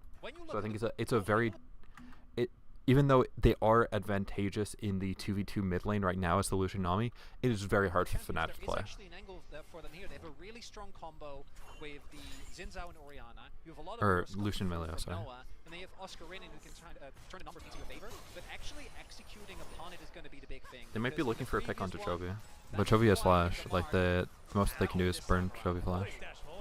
See, this is good. Like, this is very good from Fnatic. This is like what the advantage that they want to create is.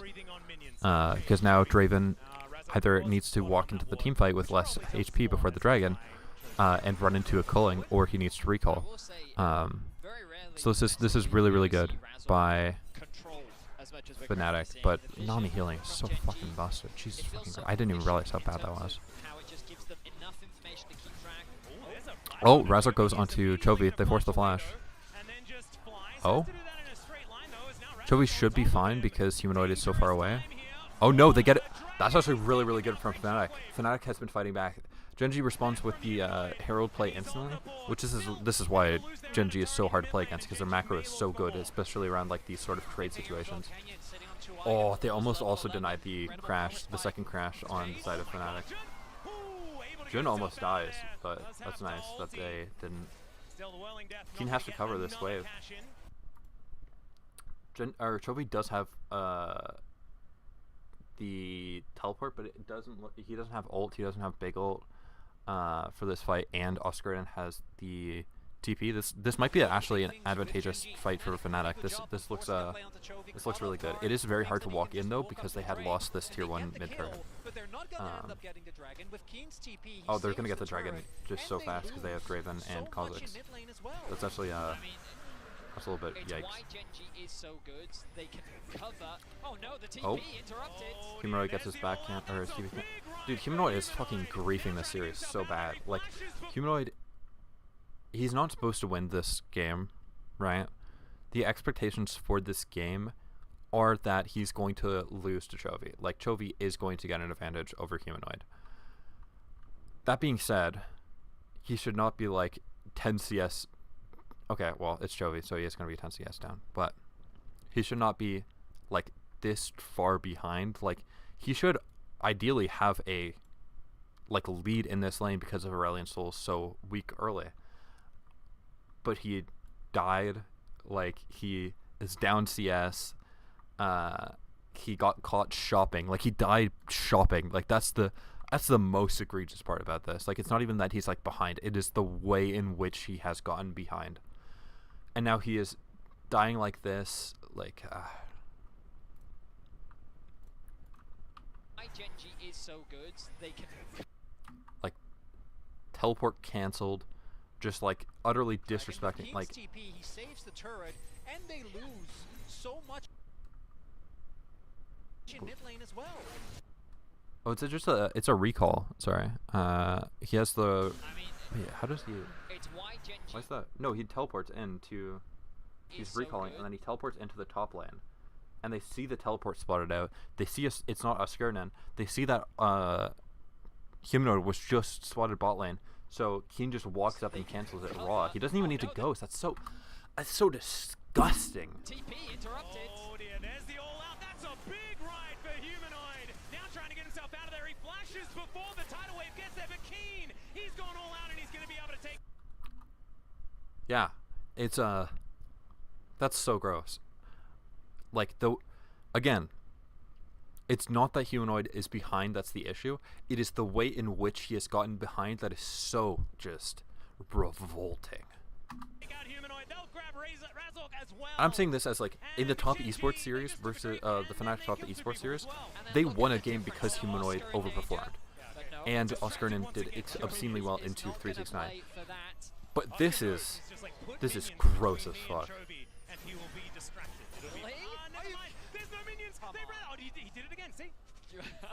I can't believe he's like, no, don't worry, just all the shit. Again, so I'm the wave, and then he's like, I'm upset because I'm a fan of Humanoid and I'm a fan of like Razork and Humanoid. But oh my god, like I hate when Humanoid does this badly, because like Razork's performing so well, he's pathing obscenely well, and it just doesn't matter because their mid jungle duo is just fucked because Humanoid is underperforming in this. Like it's not even like he's playing badly, he's just playing lazy. Whatever punishment you've just tried to do, and every time you then make a mistake, it feels like that you fall infinitely further behind because you can't get Like he's anything just else like back. doing bad habits. Extreme version of what we saw in game number 1 as well, when they got the pick on Chovy towards the bot side, when he went in very aggressively, got picked off on the Borky, but then the investment... Like Humanoid is such a talented player. It's so sad to see him overperform or underperform like this. Because you see the highlights and you're like, Jesus fucking Christ, this guy's like actually just like he's as good if not better than Cap sometimes, and then he just has such a low floor that it's just so disappointing. Also, yeah, Keen has rubs and oh wait, no, sorry, fuck, I completely agree with that. Yeah, no, they just got the turret. That's actually really good. Just two ships. I don't know, my brain went Genji's on the left side again, so They're both like, oh, I'm sorry. I was like, yeah, that makes sense. It makes sense that they took the turret. He has There are camps in the bot I don't even know what it's called. It's a Frostfire Gauntlet or some shit. I don't know. right now. Fnatic have their eyes on this top tower. Let me Google this on second wonder. Second of the game. You can see this gold gap But- about 2.5k. Advantage is still largely sitting on jungle and AD carry. I mean, I look at the itemization and it doesn't look that dramatic. Admittedly, Canyon is terrifying right now, but we'll see how things move forward. Again, Frostfire it's this team Gauntlet was fighting where I'm mostly the concerned mythic for item. Fnatic. They Doesn't prove know. themselves optimistic. It's just when it Iceborne comes to the Calling, okay. skirmishes. Happy to take them. Yeah, I don't know why I in didn't know the that, but 5v5s, I'm still waiting to see if Fnatic can find a fight that are on their terms, as opposed to a way in which Shenji can just slaughter them. I want to see them take a fight with Oscar there as well, because I think that having the Poppy able to change the landscape of a team fight so dramatically with the ultimate, I think is going to be a huge boon for Fnatic. And GENG don't have the largest amount of mobility with their damage dealers in Chovy and Pays. So if you can sort of get Canyon out of there, get Keen out of there, then maybe you catch a Dragon and a Draven unawares. I don't know how close Chovy is, but if he's able to pick up his Leandries as well, they're sitting on IE Spy. Keen just picked up his Spirit Visage, like almost across the board 2-item spikes, and they have the empowered ultimate. also Draven's And I just don't huge right think now. that you Like can any fully team get fight over that the Draven Dragon setting doesn't up get for choked Household or poked out by Dilution, he's just so huge. Also, they go Navori Quick Blades on the Lucian second with the Kraken Slayer build, which is interesting to me. Happy to use it to get himself out. It was quite the ambitious face check. I guess most people just view Navori as if you are spellcaster, it's just so much better. He's already identified, gonna lose his life because of a Chovy. So It's an ult. Nope, not an ult angle, but mid lane control gained. They're now stacked I at can see 5. it. Like Humanoid knows he needs I'm to not push too out hating top. on that. Oscar, It's just you interesting. have to overextend to push out bot. There's not really much for Fnatic Next to get Dragon, here. GENG just Fnatic asserting their dominance, probably dropping the wants last to of their fight this wards. one, They now need to go back, because it's very replenish, pick up scary to control give wards, Soul ready Point for over the next to this objective, comp. spend what So, gold they have. The but it's seal also really security hard means for that Fnatic ready, to, Dragon like, in they can 25 establish seconds. mid prio, but they can't really do it safely because they lost this mid turret off of the play of getting Chovy. Searching for some options. Noah clears out the wave. Hey, there we go. That's actually true. Never mind. Almost 300 gold. I know you love rune optimization. This is Noah bashing in. Yeah, they're trying to look on to Draven to make the fight easier. And like poke out the Canyon as well. Canyon has to flash. Oh, they're going in. Oh my god, this is so good by Fnatic. Like, Razork is performing out of his fucking mind. And that's what makes Humanoid underperforming. So annoying to me. Fnatic now looking Because for that purple Jesus worm Christ, as Fnatic is doing well. so well. It's And they're gonna go, okay, you can have soul point, but we're gonna take Baron at least. I like it. They have no I no mean, it's terrifying, but I do like it. nothing on the no jungler on the side of Genji. Genji or Chovy has big ult. This might actually get scary. I think you want to just you take Chovy big ult and then you just get out. You might be able to get Keen, but oh my god, Jun gets caught by Pays. This fight's just over now. That's actually so bad. That's so bad. That's so bad. How does he get caught by the, like, he ults the...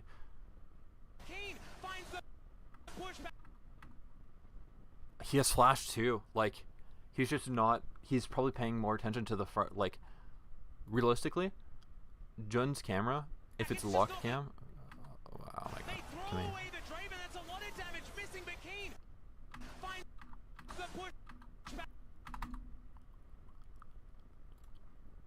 When the Draven ult is here, so we're gonna go before he starts walking back like this.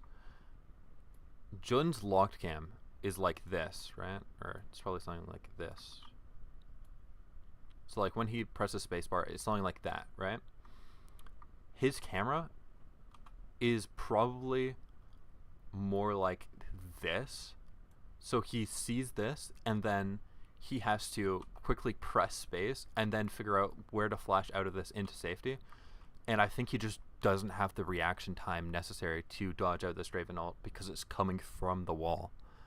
Like, insanely good pick from Pays here. Like, the fact that he doesn't flash this as Jun. Now, the Lucian has no Milio.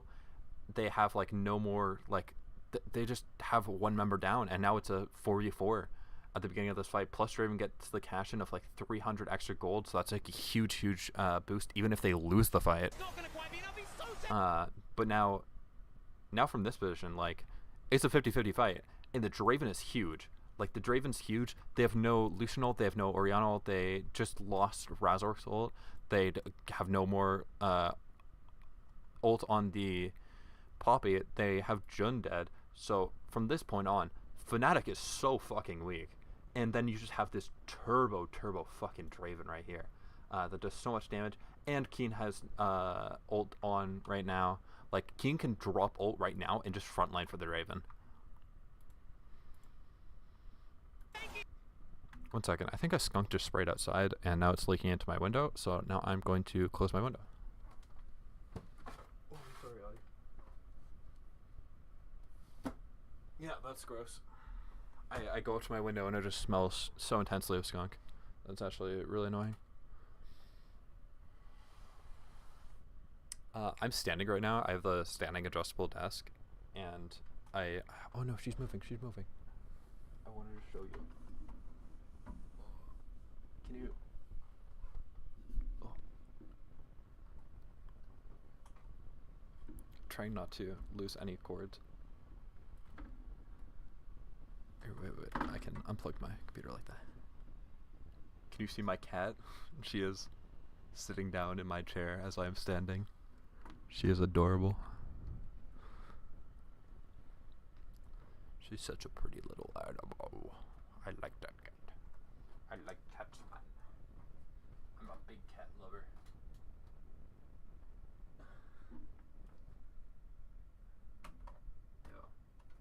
Drake's the certified lover boy. I'm the certified cat lover.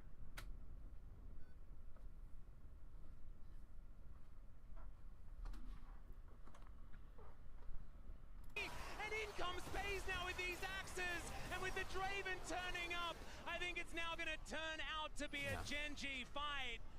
Oh, Fnatic, now Genji so can just close. start Dragon, could start Baron. They could honestly get both now because Fnatic has no way to walk in anymore. They just lost the game off of this call.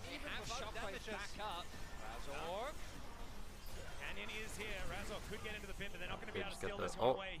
Humanoid gets shuffled in, but they don't go on. And they're going to get mid-prio, get backs, and then try and go onto the Dragon. Okay. So I think the call is fine. They go into Keen. This is big. The ult from Asol I think what you do is Oscarinen comes here. These guys don't matter. Get them fucking out of here. The Draven, out of here, right?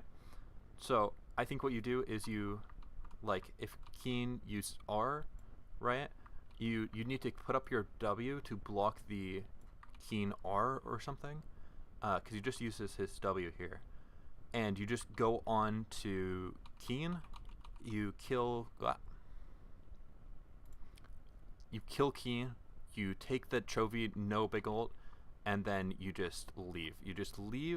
You reset, and then you have such good setup on Dragon. You just take your little win. And I think that's what goes wrong. Yeah, he goes on to Aurelion Sol instead. And he drags in Xin Zhao. You can no longer kill Keen here. Keen goes in 1v4, right? And so while the ultimate from Oscar and like good look from Oscar, this wall stun onto Chovy does nothing. I think you try and E Keen in and have your because Keen doesn't have W, so you E Keen in with your Poppy W up, and then you push him into the team, you try and kill him, and then you back out and take the win. And instead, because Oscar goes onto Chovy, Keen can then go onto Humanoid. He pushes him in, and like they try and commit onto Keen still, but it's just too late. You can't do that. Jun dies to the Draven. Draven gets a 900 gold cash in, which is fucking insane. And then he can just continue to carry the fight. Alright, now they're on Dragon, but Genji has set up on the Dragon. It's again, we're in a 50-50 where Fnatic was not able to create an advantage with the mid prio with the Lucian. So now now Pays as a Draven going into this fight is just so powerful, and in a 50-50 fight like this, like Draven's just gonna carry the shit out of this. It will take like a hero play, like it will take literally Razork and Humanoid playing out of their fucking mind, getting like a huge shockwave, huge value with the Xin Zhao ult to actually carry this.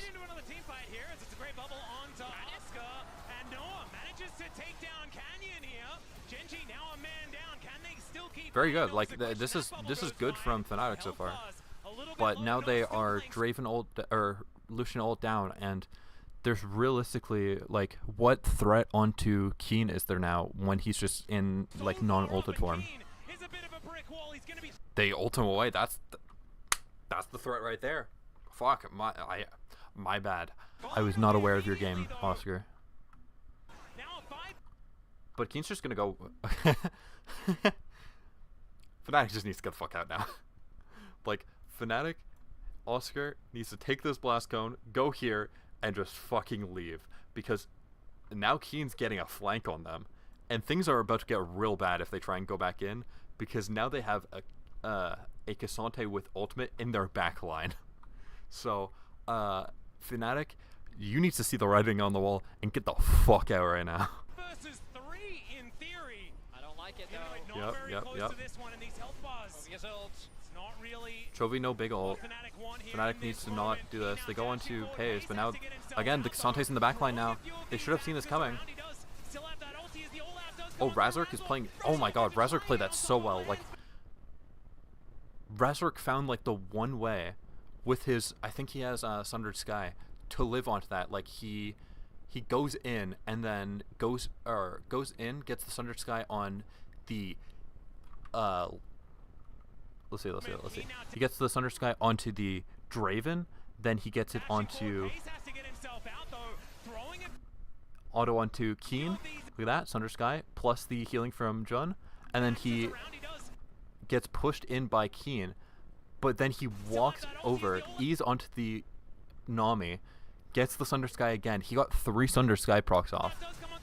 W's out, like barely lives, but like he only lived because he got 3 Sundered Sky procs, which is if Lehens doesn't walk up into range there and Keen doesn't ult him into range of Lehens, he's just dead there. But I was like, it's a little bit grief from Lehens walking up and giving the Sundered Sky proc, but in Lehens' head, like Razork was just dead. But Razork just played that so fucking well. Teleport comes back in from Humanoid. He has no R. Oh wait, no, from Oscar, sorry. Fuck. They can flank onto the backline. Paze is a little bit out of position right now. And they're just going on Chovy. This is starting to look really, really good from Fnatic again. Razork goes onto the Gromp for the healing.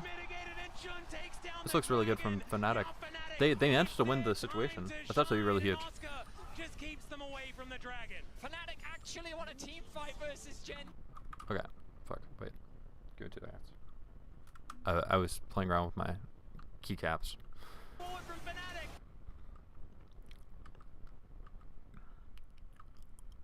Close to this one, and these help. Buzz. Yeah, this position looks really scary from Fnatic. Really Like right here, this looks so scary because you have Keen on the flank, and when you go onto Pace, who like admittedly steps a little bit too far forward. This is why you don't protect the Pace comps, because he will do this sort of thing. Like when he steps a bit too far forward and Razork goes in, Chovy and Keen both have flank onto the back line. Chovy goes over. Okay. So Chovy goes back here because he wants to be able to drift onto here and then potentially ult to, like, he's scared that Pace is going to get full committed on, so he wants to be able to drift over and ult like here. But then Keen goes on the back line, right? And so Chovy has to walk back, like he's stuck right now. Like he wants to drift in, but he can't. So he goes over here and he's like trying to look for an angle like this. So Chovy's just out of the fight right now. And Fnatic, I don't know if Fnatic knows this or not. Like, I don't know if this is an intentional thought or not. It's probably just going off of vibes. But this is very good from Fnatic to go onto this. Like, Razork is so fucking good in this fight. Oscar comes back in. Razork goes onto the Gromp. This is so well played. Now Chovy is split from the team because Keen is gone. Like, Keen is over here. Like, since Keen went this way, Chovy, who would have been here by now if he committed to that, double back went here to fight with the Keen onto the back line, but now Chovy's just out of position, and it's good from Fnatic to recognize this, and with like Jun and Noah like to then commit onto this. Like, good flash by Jun too. Like Jun playing so fucking well. Razork playing so fucking well. Humanoid griefing half the time, playing pretty well the other half. Oscar playing above the level that we expected out of Oscar. Like, Fnatic is such an overperformer this tournament. It is so fun to watch. Just mitigated, and Jun takes down the dragon. Now Fnatic, it's their time to shine. And This also gives just keeps them away from the dragon. like, that gives Fnatic such more like wiggle room, because now GENG can't force like a Baron like to fuck around with Soul and stuff. This is so good by Fnatic. I do really like this. Fnatic keeping us at the edge of our seats as they're going toe-to-toe with GENG in game 2. GENG getting kind of dragged into Fnatic's madness there. We saw Chovy on the deep flank, but Noah is able to flash away from his ultimate. And throughout all of that, Humanoid actually able to stay alive and then back off, TP in with a fresh health bar, but being quite big as well. And this is what we were promised, right? We were promised that Fnatic, we're going to drag teams into the mud Razork with them. a little bit over committed. Gets bubble, doesn't really matter. They don't want to like hard commit because even though we as observers know that Razork is alone and like he could get full committed on by like Canyon and the Draven, they don't know that. This is the control ward stops the vision in this brush, so they don't know that like Jun and Noah are here. If Jun and Noah are here and they E in with the Kazakhs and they move in with the Draven, then that gets really, really scary really, really fast. So even though we have as observers can tell that it would be an optimal play to go in as Canyon, force out the Xin Zhao ult, maybe get a flash, it's too much of a risky play, and they don't have the information to make that play. And this is why vision control is so important. They did really mitigate the Rebel Baron power play. Only like 400 gold for GENG. Not even the value you get for getting the Baron in the first place. Problem is that with all the kills that they got in the fight leading up to it, Genji's still not going to be feeling too bad, but Fnatic's still fighting back. The things to take into consideration are Flash is gone for both AD carries, Flash is gone for both supports. Exhaust set for Paze, but not for Noah. What's crazy is that Chovy kept his Flash throughout that whole fight. I guess because he was so isolated from the rest of his team, he thought that if I flash now, I'm still going to die anyway, so it's not worth spending. But as a threat, he's still going to be very prevalent in the next team fight. Good spelling. Yeah, half health onto Paze now.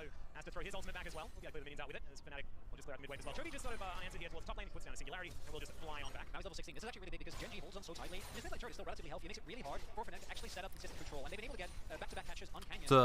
This is what we used to call in the good old days of the L.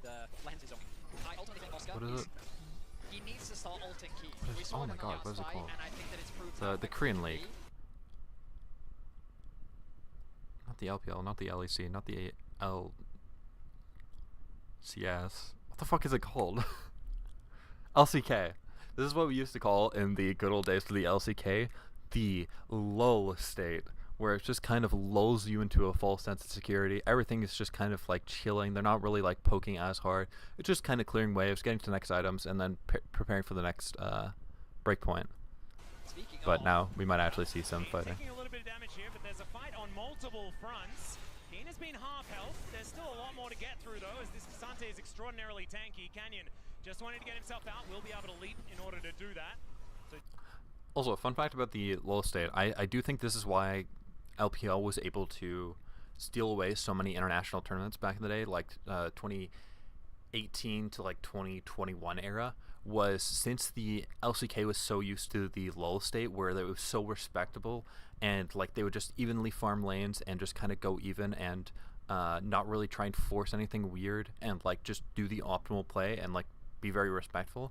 When LPL came in and started doing like these weird like 50-50 like scrappy little plays, it caught a lot of Korean teams off guard and was very hard for them to respond because they just didn't have that practice as much. And I think this is why LCK is doing a lot better nowadays, is because they've had so many years of this that they can scrap toe-to-toe with the likes of LPL. And also, just the caliber of players on the top LCK teams have been really, really good. I also credit a lot of this to T1, because they play this like scrappy early games kind of style with like the early game compositions into the pick comps. It's really allowed people like the Genji and like, I guess just Genji, like the teams like the Genjis of Korea to get experience fighting these more scrappy, more coin flippy type teams locally, which better prepares them for international tournaments. The Genji will back away, and you can feel the amount of added respect the Genji are playing with here after finding themselves on the losing end of a team fight. It's pretty interesting because Genji is still in control of this game, right? You can see how they have the mid control. They're the ones setting up vision on the entrance to Fnatic's jungle. But Fnatic is slowly gaining more confidence. It feels like they're not as afraid of Genji when they walk up to acquire this space. And it's something that domestically, when G2 they'll push their boundaries to after this game, I need to get water. I'm so fucking like, I have sparkling water here, but I just want like pure water right now. Running around the jungle here, of course. I've sorry, distracted from the game real quick. In Canada, we have these the store called it's like PC Optimum, like their brand of stores, but it's called, or President's Choice. That's what PC stands for. But their biggest store is like the Royal Canadian Superstore, and they have like this like President's Choice like sparkling water. It's like $1 for a liter, and it's like a flavored sparkling water. It's tangerine and lime right now. It's nice. Oh shit! Wait, I thought I had the peach one. Oh shit. God damn it. I wasn't supposed to be drinking this one. I was supposed to be drinking the peach one. I've been stealing my mom's by accident. Whoops. Oopsies. It's fine. I'll go down to the store and get her a replacement one today. That's my bad. Fuck. Do so very swiftly, owing to the Cloud Rift. Oscar will be able to catch this wave though, and I don't know whether you're going to be bursting down upon. Don't know how bad you are. He's just very, very tanky. 3 items now done. Genji just tidying up waves. Really really finding it too much more. Must be a little bit like handshakes are going out to see who's going to be able to make the next move to really gain an advantage in this game. It may just be this Baron is going to be coming up in 20 seconds time. I wouldn't be surprised if GENG don't know if they have the empowered ultimate on Chovy just yet, but try and play for that, get that, and then just force Fnatic into going into a fight with you. I think if Fnatic don't have either an angle or Oscar winning, gets ult someone away straight front to back. Yeah, I think I'm just gonna watch the series today, and then I might stream again some solo queue. Like I might take a break from stream after the series, and then stream some solo queue later. So maybe after the live games go off. This is nice trap play by Fnatic. They like sweep this brush and then they put a bait ward, knowing that Canyon will walk by it and try and auto it, and they just go onto him with humanoid ult and Razork. It's just a nice, cute little trap play. They get Canyon, and they're able to like get this next dragon as well. Like Fnatic is playing super fucking well. The only thing is GENG is now threatening to trade the dragon for the Baron, so they're gonna try and like stop that, and that's why they move back into mid lane and start fighting, because they don't want to do that. Big ult by Chovy. Pace's flash. Pace's just gonna flash on Razork. He's gonna have to burn his ultimate here. Oh, he doesn't actually. They just go into the front line. I think that's Jackie Love. He literally like, he sees this, he drops that axe, just like buffers the auto. Like he right clicks onto Razork, flashes forward, and then like E's as soon as it's in the air, and then probably tries to like commit onto him. Like that starts to put you in range of like the Poppy and stuff, but the Poppy's knocked up right now, and then Keen can move over. Yeah, I think that I think if that's like top esports, I think Razork is dead here, or at least he's probably not dead. He probably has to R. I don't know. Can Razork? I don't think Razork can R in while CC'd. I think you need to be un-CC'd for that. So I think, yeah, like it puts you in ulti range of like Noah, but if Noah tries to commit onto you, then you just exhaust him. I think Pace could have pushed harder on this. Doesn't matter. It doesn't matter because oh my god, Chovy almost dies. Chovy does die. Keen's carrying this fight though, and Pace is carrying the front part of this fight.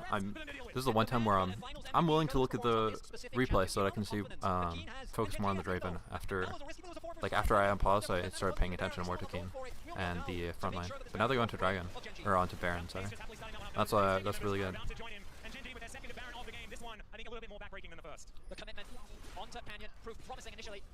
This is a pretty scary spot from Fnatic now. Okay, so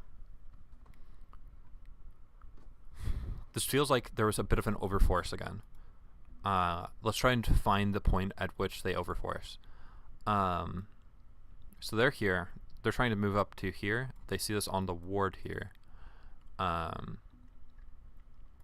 Kha'Zix is dead in base, and they're moving into the dragon that will spawn in, I think, 20 seconds at this point or something. Yeah, so they go into here, they clear out wards, and then they go back mid, trying to push in the final wave so that they can't potentially go mid tier 2 into Baron. So I think this has gone well so far. Okay. They go over here. They W. Now they're in the standoff. They're just waiting for minion waves. The minion waves are coming in and in. And Fnatic's goal is to clear this wave, have it push into the turret, and then walk into the dragon area. And also try and stop them from going from Baron, potentially. To control the... I feel like they should have just moved back into the river to set up for the dragon, but it just gives Keen this... Noah walks forward and just takes his entire health bar from the Draven auto. They should have just moved back into the river to set up for... He Qs onto Keen. I think he just... Because I think he's probably trying to save dash so that he can dash forward, but I think at this point you have the Navori, you have passive proc, I think you just W Keen, auto, and then like maybe you don't even need to dash away. But I think taking this huge, like that's just an axe from Paze that's going to deal so much damage. Like look, it literally did practically 1,000 damage with one auto. Now Keen's like walking forward because the ADC is like chunked to half health off of one auto attack. Like against these top teams, you can't make that sort of mistake as Noah. Yeah, now this entire fight goes bad because Noah took a like one axe, which like that's a difficult thing to realize in the moment. Like I don't fault Noah too hard for that. It's just you're not ruler. And now they go onto this knowing that Noah is so chunked out with Aurelion Sol big ult too. Like Fnatic has, or Noah from this spot has taken one Draven Axe and Aurelion Sol, not even hit with the big part of it, hit with the outer limit of the Aurelion Sol big ult. Like he's already almost dead because of that, and he doesn't have enough lifesteal.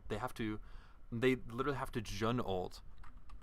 Did Jun get CC'd? Wait, what is Jun ult? Okay, he ults the Aurelion Sol. But they also like have to. He has to ult the Aurelion Sol R because Keen is forcing onto him, and like Keen is now there onto Noah. Noah's doing a shit ton of damage because he's Lucian with culling, but Keen can just go on. He's looking for the R onto Razork as well now to finish off Razork. He gets ultied from Razork now, right? And I think at this point, Poppy can get out, Humanoid can get out. Keen is here. He has Ghost. You just kind of want to like put your E on the Lucian, have Razork run down here probably, and you just want to get members out as much as possible because this is about to turn into a disaster scenario. Away from huge, and then Keen isolate. Yeah, Razork walks back in because Noah and Razork take so long to try and get out. Like Noah walks back in. I think this fight is so sold by Noah. Yeah, because he just walks back in, and I get it. He's trying to like get autos onto Keen so that he can like E over the wall, but that gaslights Razork into thinking that he needs to come back in. So Razork walks back in when he realistically should just be getting out because he needs to be up so that he can have smite up. And he just gets caught by a Keen like what is that, EW Q3? W E Q3. Sorry. Yeah, and he just ults him back. Chovy gets him. Like they get a trade kill into Chovy, but it doesn't matter. Like Draven's so turbo at this part of the game.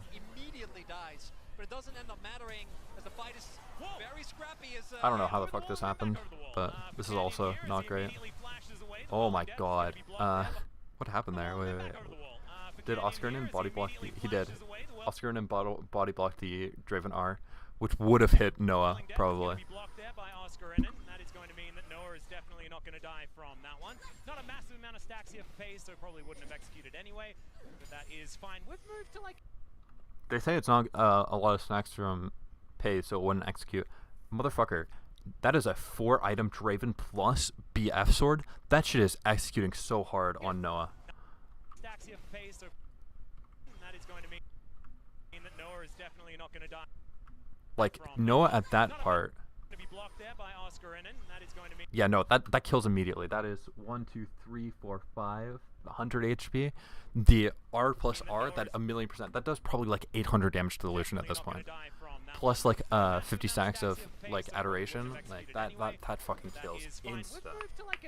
If he gets the of the Draven R, like both parts of it. 4.5k of it is on Paze right now. Well, maybe that could just provide them with a target here, as they have decided to go on to Keen. Good shockwave. He's going to connect heroic charge just to CC him up, and Keen. This is a good catch on Keen.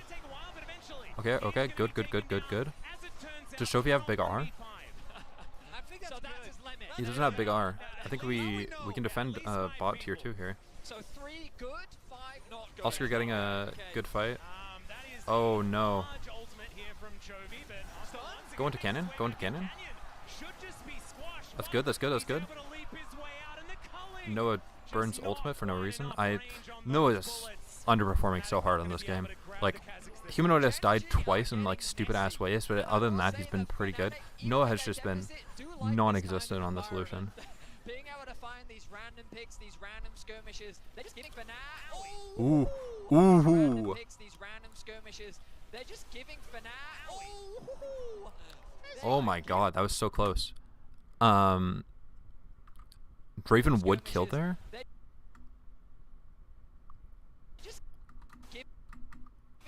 W. Oh my god. Did I think he only lived because I think he got E'd by Jun at the like the exact right time. Like he uses E and it just expires on the first cast.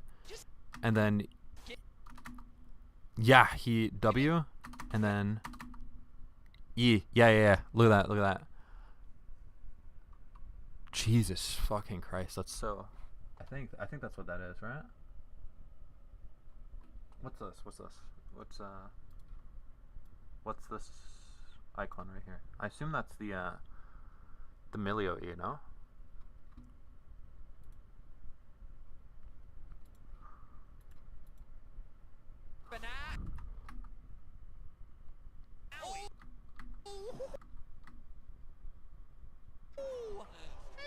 Giving Fnatic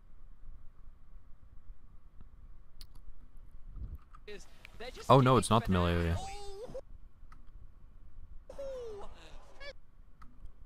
Yeah. I don't know how he lived there actually. Is it the Zhonya's damage? Or the Zhonya's armor? Sorry, I'm going over this a little bit too much, but damn, that's actually an insane amount of healing from Jun from just the W then. Like the W alone, that's a lot of healing. That's almost like an execute too. But he does have the Zhonya's Hourglass, which gives like 80% or 80 armor or some shit. Yeah, let me Google this real quick. Like wanting to actually dive in and just say yes. There's still like 7.5k gold ahead. Oh yeah. I feel like that. 50 armor, sorry. Despite everything, If Pays dies, it's not that much. It's also a lot of money for Fnatic. You know, that's a big gold swing. True. Know what I'm saying? this is a big bounty. The question is, can they kill Pays? And Chovy. I mean, yeah, afterwards. And then there's the Keen problem.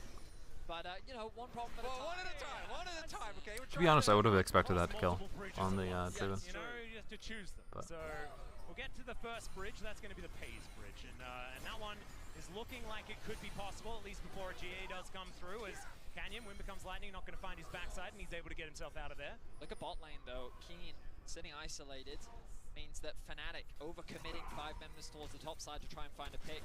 Going to likely cost them a tower here. Humanoid needs to be careful. Yes, it is one of vast quantities, one could say. Humanoid will find a shockwave as Keen is going to W through it. Now this is the 1v3 that we were talking about. Can Razok actually get in here, make it a 1v4 because Noah is in so much trouble. He gets queued back, and there's the 4th man to make sure Keen They catch out Keen again, but it doesn't matter because there's nothing up. It's not a bad time for Keen to die. Sometimes you just gotta Even R comes through almost again. Holy fuck. I like what's happening. I don't know about you two. I think Yeah, that's like 400 damage from Draven R1. And then like the pullback, like what the fuck? Why did he R? That's so weird. Does he just misclick? Is he trying to E but he just Rs? Dude, Noah's been griefing this game. Sometimes you just gotta cull away the ultimate. It's for the style points, Atlas! So, GENG is definitely, as you both As point out, regional experts, they're run me getting through messy. it. Run me through the GENG mentality here. Let's educate the audience. What are we seeing right now? I think this is Keen in his element. Yeah? Just like wanting to limit test He didn't have at to go every back. He could have opportunity. with Hands was securing him. He was like, I got you, bro. I got him out. And Keen's like, no, watch me. And then he dies. He offered him a hand out of the pool, and he dived into the deep end. Do they burn anything off that? Like Keen burned R. Do they have to burn Hands was heal on securing him. He was like, I got you. What the fuck? W. Do they?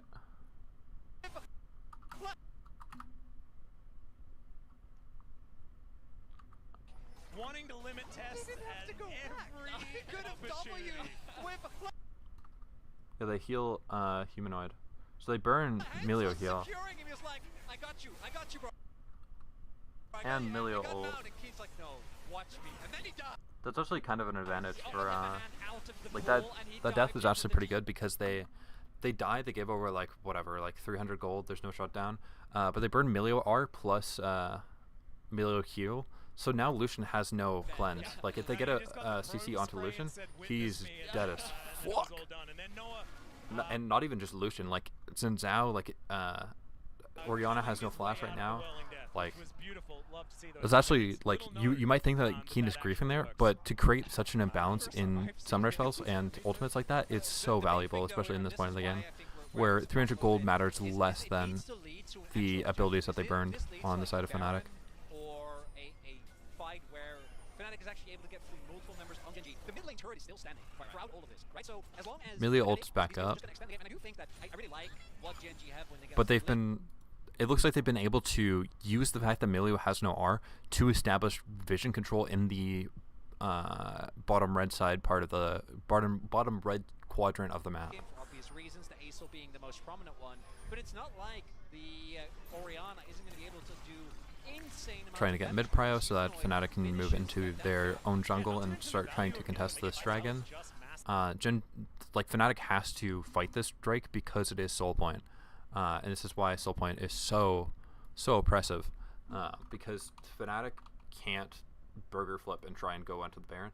They have to fight this, especially on like this sort of comp where like I think it was yesterday, I was like, maybe Nami ult isn't that actually good with Cloud Drake, but I thought more on it, and I think Nami ult is actually one of the best things with Wind Drake, because Nami, like say Nami is here, this is Nami right here, the N, if she Nami ults here, she can then just like walk away, and she might not have to flash because of the movement speed, so it's like a disengage ult. I think Nami ult uses Cloud Soul very well.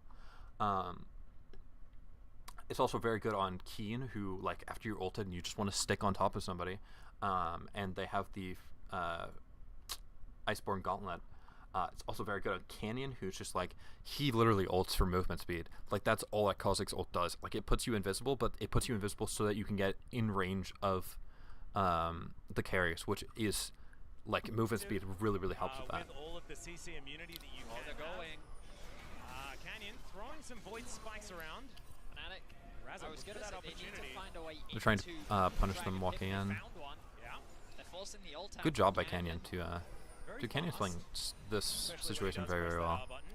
The W quite landing And they there, get but it is mid looking prio with dangerous the here with Azir GENG. or Doing a good job of keeping Brilliant control Soul. of the mid wave. Bot wave also pushing.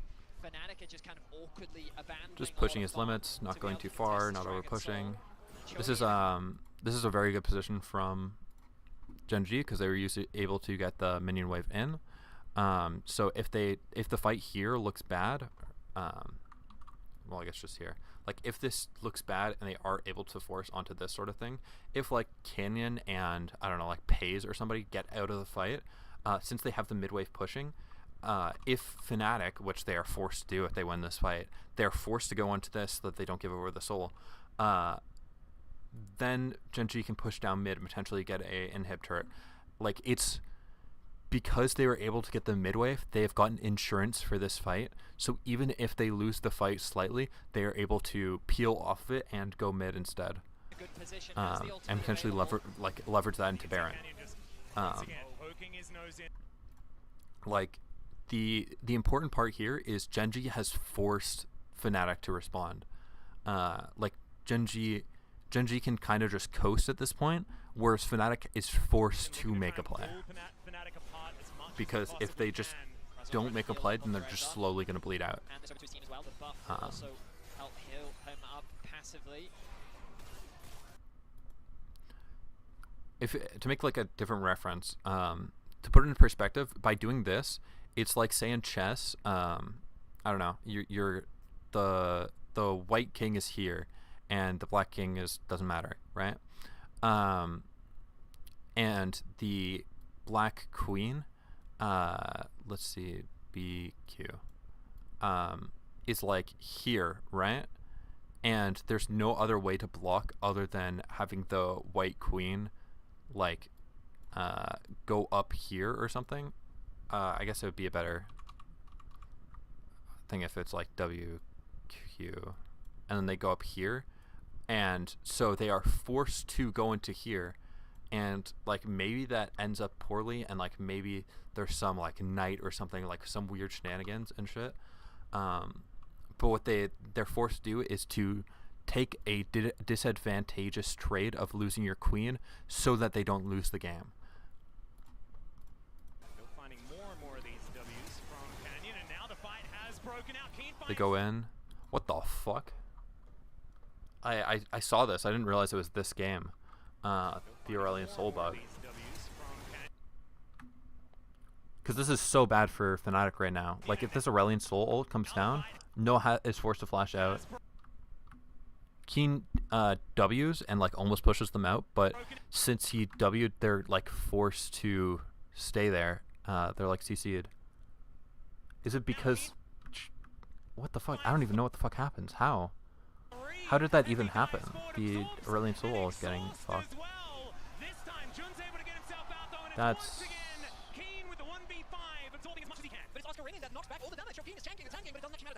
No, that's pause-worthy. Like even if GENG win this, like that is an insane glitch. That's like instantly like pause the game, chrono break that shit. That is game-breaking bug. And they're able to get the dragon off this. I'd be surprised if GENG doesn't request a chrono break off of this. The fuck happened? Did they not catch it? The Aurelion Soul just went into nothing. Was it just a visual glitch?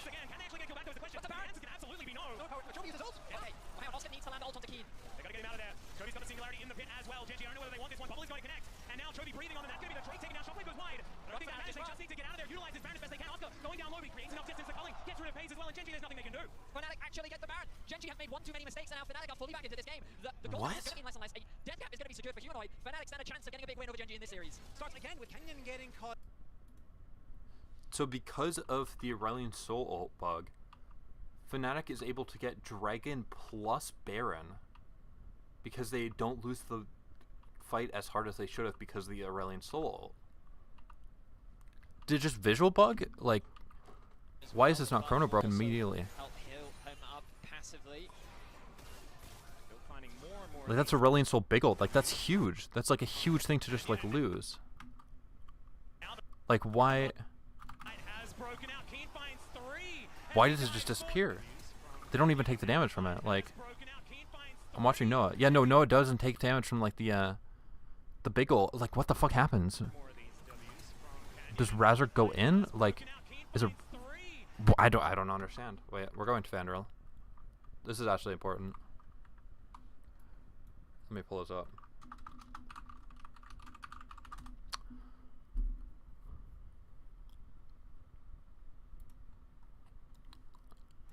The title is literally like remake the game, remake the game. Yeah, no, this is if I've ever seen a remake where the bug, this would be it. Ape. Kingdom of the Planet of the Apes. Get tickets now. Hey guys, today we had some fascinating bug that happened in the second match between Fnatic and GENG. During one of the teamfights, Chovy, who was playing Aurelion Soul, used his Empower ult. It looked like the ult has simply disappeared.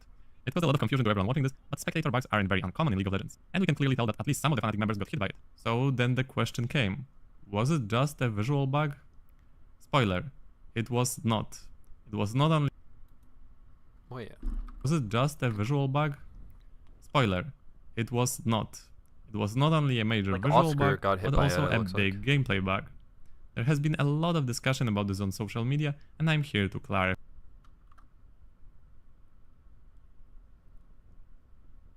Did land? everything. The main talking point of this interaction is that it didn't seem like Aurelion Soul ult has actually hit Lucian. I was able to get the replay and check it out myself. Let's have a closer look at it in the slow motion. It looks like Milio and Orianna get hit by the middle part of the Aurelion ult, hence the knockup. Poppy also seems like she was hit by the middle part of Aurelion ult, as her knockup from Nami ult has been refreshed. Xin got hit by the shockwave, we can see he is slowed. Poppy, Xin and especially Milio took a significant amount of damage from this ult, so they clearly got hit by it. Orianna had a big shield and still got chunked a decent amount, so no doubt she also got hit. But what about Lucian? He should have been hit by the shockwave part of Aurelion Sol ult, just like Xin, but it doesn't seem like he took any damage. We can also tell who Aurelion hit by the Liandry's burn or Rylai's slow. Xin, Milio, Orianna and Poppy all got Liandry and Rylai applied or reapplied to them, and they all got slowed or knocked up. Now let's have a closer look at Lucian. Pay attention to the debuffs he has. At the moment when Aurelion Sol ult should go through him, nothing happens. It doesn't. You can see the minions in the far back got slowed by Aurelion Sol ult, but Lucian didn't. True. He doesn't take Wait, they get slowed by it. Does Aurelion Sol ult deal damage to any minions? damage, he doesn't get Because the minions also didn't slowed, take any damage. and here. his I'm not Liandry's sure proc that it from actually does Aurelion that. Sol doesn't get refreshed either. So the verdict is clear. Aurelion Sol ult missed Lucian. There wasn't really anything in this game that should be able to negate Aurelion Sol ult. Redemption and Milio ult both came after he should have been hit, but this shouldn't have mattered anyway. For some unknown reason, Aurelion Sol ult simply didn't hit Lucian. This bug isn't present on the bug list for MSI, meaning that the chrono break was absolutely possible. But it's very hard to spot a bug on top of a visual bug, which I assume also could have happened to the players. This bug seems to mostly hurt Aurelion Sol team, so he probably doesn't need to be disabled. Let me know what do you think about it. Okay. I'd be interesting to see the reaction from Riot and stuff regarding this. Like, does Aurelion Sol get disabled and stuff? Because that would be also a very important, note in this tournament. It would be on the level of Azir getting disabled in finals. Or not finals. The beginning of the bracket stage of most playoffs. Yeah, okay.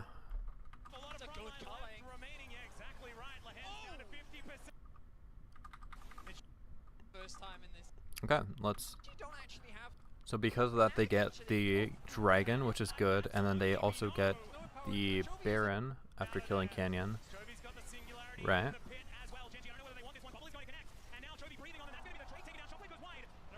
They dodge the Orianna ult. Now they have no counter engage. They force the Xin Zhao ult.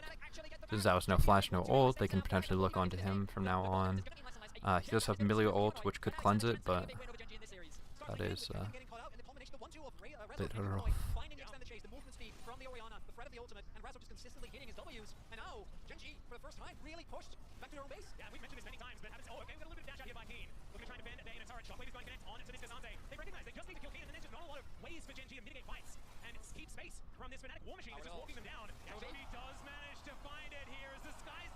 Big ult by Aurelion Sol. This is game deciding. If they ace Fnatic here, they can just push down mid and end because they have 3 grubs. Canyon's on the back line. Razork has to die because they're paying so much attention to the cannon. Or Canyon. They get the kill. Are they just going to end through top lane? Or bot lane, sorry? Noah gets the Lehans.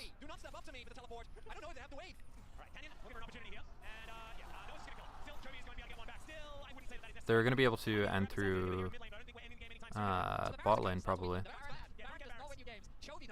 Oh, no, they didn't. They just get mid inhib, and then they back out because Razork and Jun are respawning. Huh. That was a good Q3 by Keen as well. Like, good ult by Chovy. Fucking Church's Chovy, we love him. And huge Q3 by Keen. it's a stopwatch, so he's not Yeah, actually they able to kidnap do a Razork. lot Razork's just in the dead. fight, and then once you actually get across They're so the map, preoccupied once with Keen's there with damage like Canyon on the backup, back, they have that's to where use you culling do see on Gen Volition G onto him. able to utilize And that then comp Oscar as- just gets yeah, chased down thank and you for killed. pointing out that the amount of I wonder if they damage could have Ancho ended was through bot 85%. lane, but yeah, I guess I did not see the Xin Zhao respawning in like 10 seconds, I guess. Yeah, but I've seen one like today. Yeah. Oh no, it's 37 seconds. I don't know. That's a Maybe. big one. He just That's he right. was zoning that. He was making sure that he didn't get it. But now they're just playing for the next ult or the next fight. Again, every time the dragon comes back up, the side of Genji just gets stronger with the Aurelion Soul. And the side of Fnatic gets weaker because Humanoid has kind of started to reach like as far as he's going to get.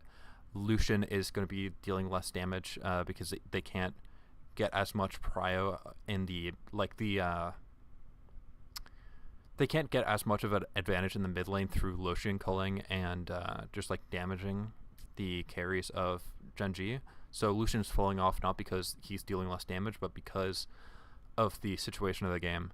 And yeah, so it just gets harder and harder for Fnatic to play and easier for Genji to play because of the Aurelion Soul, because the Draven has flash up and like can play out the fights easier. Like Draven's still gonna deal a ridiculous amount of damage. I tell you what, though, Nora's been playing exceptionally well on this solution. I think he's been able to find as many opportunities as he possibly can. Currently has 6 items to his name as well. And I think he could be a win condition if him and Oscar can get things together in some of these fights. It's just this space dragon. We didn't talk about it for a long time, guys. I think it's time. It's about time that global warming is really setting in now, guys. Like, it's fair. Yeah. Because you can't even walk choke points. Like, if he puts down The singularity. Looks like they're Lucian ulting onto Keen. He has TP. Keen's just gonna back out and TP back. that's a win for Fnatic. Yeah, if they get to back off now, He needs they to can back get all of up. that health back. As you can see, Alright, Noah's so- just The canisters are saying it's a win from Fnatic. I'm not quite sure about that. They force out Keen's TP, but Keen's gonna be back, and then their Lucian's gonna have no ult, and no ult on the Xin Zhao. Like once they need to get as much of an advantage as they can in the next probably 8 seconds, because Keen will has probably like half of his recall left, plus the 4-second channel of the teleport. Like this play is good only if they can create enough of an advantage to win the fight in the next 8 seconds, which does not look like they have the ability to do, because they have no vision of the team and they can just walk away. And like they don't know if they're in here, so they have to play like a little bit scared, because what if they are 4-man in this brush, Draven's here, Nami's here, like they land a bubble onto like Jun or Oscar or Noah or something, or like Humanoid, so they gotta be like careful approaching this. Like Razork and Oscar need to walk up first.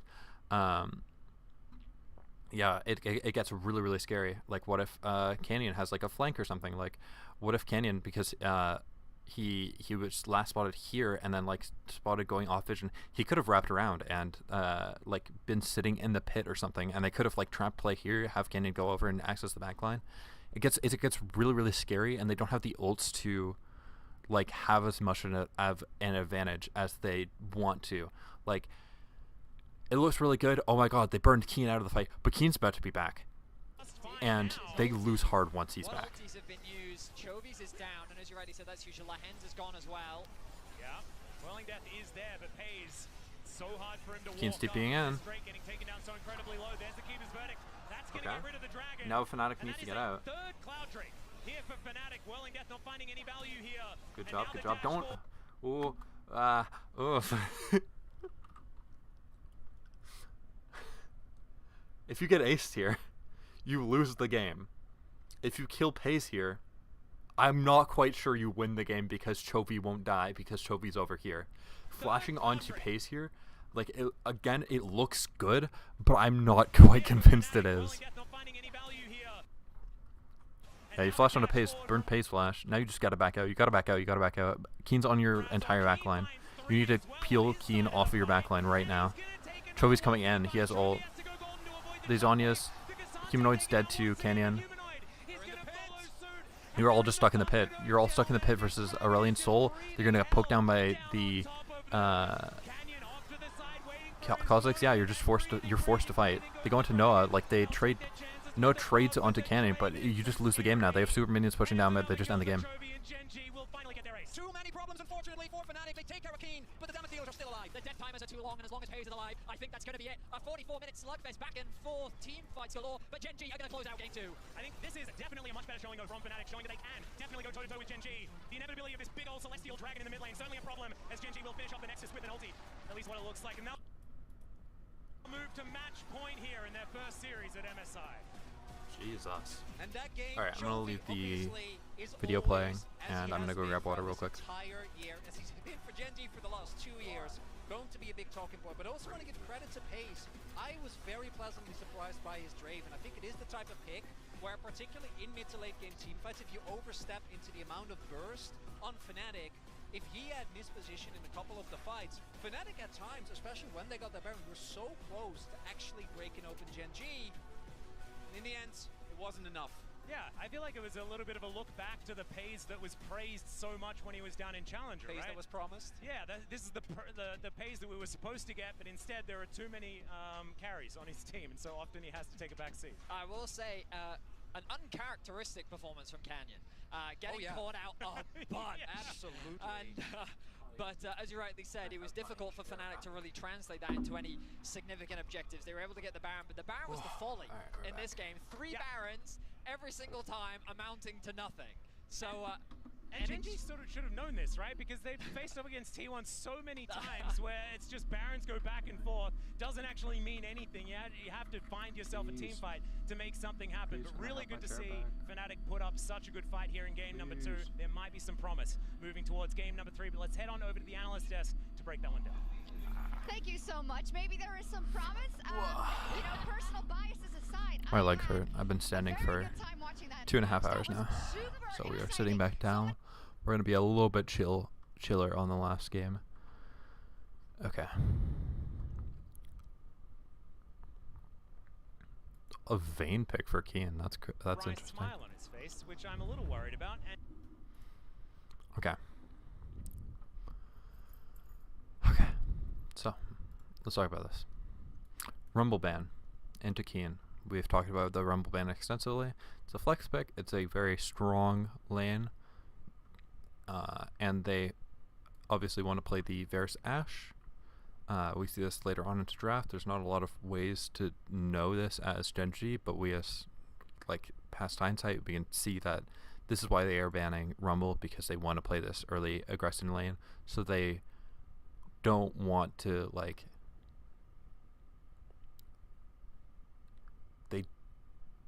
they want the early aggression lane, and so they don't want like your bot or top lane to lose, because they want their bot lane. Like they don't want a lane swap, and they want to protect things that will get punished in non-lane swap scenarios. Like they want a weak side top laner, so they don't want it punished by something like a Rumble. Then they are banning out the Cassante, because Keen has been absolutely monster on this pick so far in the series. It can also be played in the top side in non-lane swap scenarios, and it can do well in lane swap scenarios. So you're trying to, it's like a double ban at this point, where if they do lane swap, right, and the Cassante does go bot lane, then you don't want that, because you want to advantage your double hail of blades. But if they do lane swap, or if they don't lane swap, you also don't want the Cassante, because then Keen just even farms and becomes a monster on it. Vi, we've talked extensively about the Vi pick. It enables Seri, it enables like Jinx, it enables like lane swap shenanigans. They don't want the Callista. This has been one of Noah's better picks. Also, it's like an easy like slam the Callista if someone gets banned, and then you can do like the Nico. You can do the like Ashe, Varus. Like if you're banning a Hill of Blades champion, you're probably banning the Callista. Banning the Senna. Senna's just super fucking broken. It's surprising that it ever gets through. Banning out the Nautilus. just super safe lane. Yeah, just a very good blind pick. It also, like with Nautilus W and stuff, you can walk up against the double Hail of Blades. It also, like late game, you just drop Nautilus ult on the Ashe or on the Varus, and then it becomes difficult. Pretty standard bans. First pick the Varus. Makes sense. Can go support. Can go there, but most of the time it's just going to be there. Doesn't have to be paired with the Ashe. Can be paired with like a more easier bot lane. But then the Lucian Nami comes through. We're often probably going to see now that the Lucian Nami will go up level 1 through 3 in the top lane. We see this often against the Varus Ashe, like the double Hail of Blades. So we might see that. Then we see the Lucian Nami, and we see the Ashe come in for the double Hail of Blades, saying, okay, you picked the Lucian Nami, we are going to punish this. Like, you either need to lane swap or we are going to uber punish you. And then they take away the Scion. The Scion is probably just going to go top lane. I doubt it if it does anything else. What they might do is they might expect the Cassante to go top lane and then the Lucian Nami to go bot lane, and then they can like strong side invade with the Scion and the jungler, which will be the Xin Zhao, but like let's just say it's X jungler, right? They can invade into here and try and like set up a cross map and then TP the Scion into the top lane with the Cassante, or I guess the X champion. Oh my god, why did I think it was a Cassante? Let's call it X champion. Sorry, not the Cassante. Yeah. So the Lucian Nami will go here. The X champion will go here, and they will like strong side invade and try and like potentially third wave dive. Like they could use the jungler plus the Scion to push them off tier blue. Probably blue wolves, and then Gromp. Scion Q helps the clear so much, and they might go for a dive like level 3 when Lucian Nami is like level 1. So we can see that's probably the idea that they're going for. The Sejuani is a very strong jungler, so that's why that's picked, and potentially my guess is if they do invade with the Scion, the Sejuani will probably start in this quadrant, try and go in, and then like level 3 run down, try and match the dive, or something like that. So we'll see how that plays out.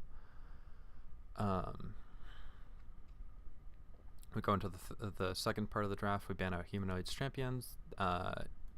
We've seen him be very proficient on the Tulia, and he was really good on the Orianna last game, aside from when he TP'd in and when he like was caught shopping in the mid lane. But aside from that, he was really good on the champion, even if he did make some pretty lazy mistakes. They ban out Chovy's Corki, and they ban out the Tristana.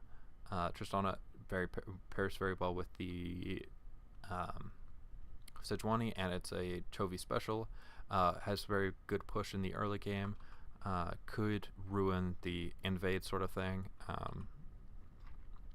by having mid prio for the level 3, and like could in some matchups like push in and then cover. Say Sejuani clears up here, they could come down here and then cover the level 3 with the Tristana, because the Tristana has such good early push.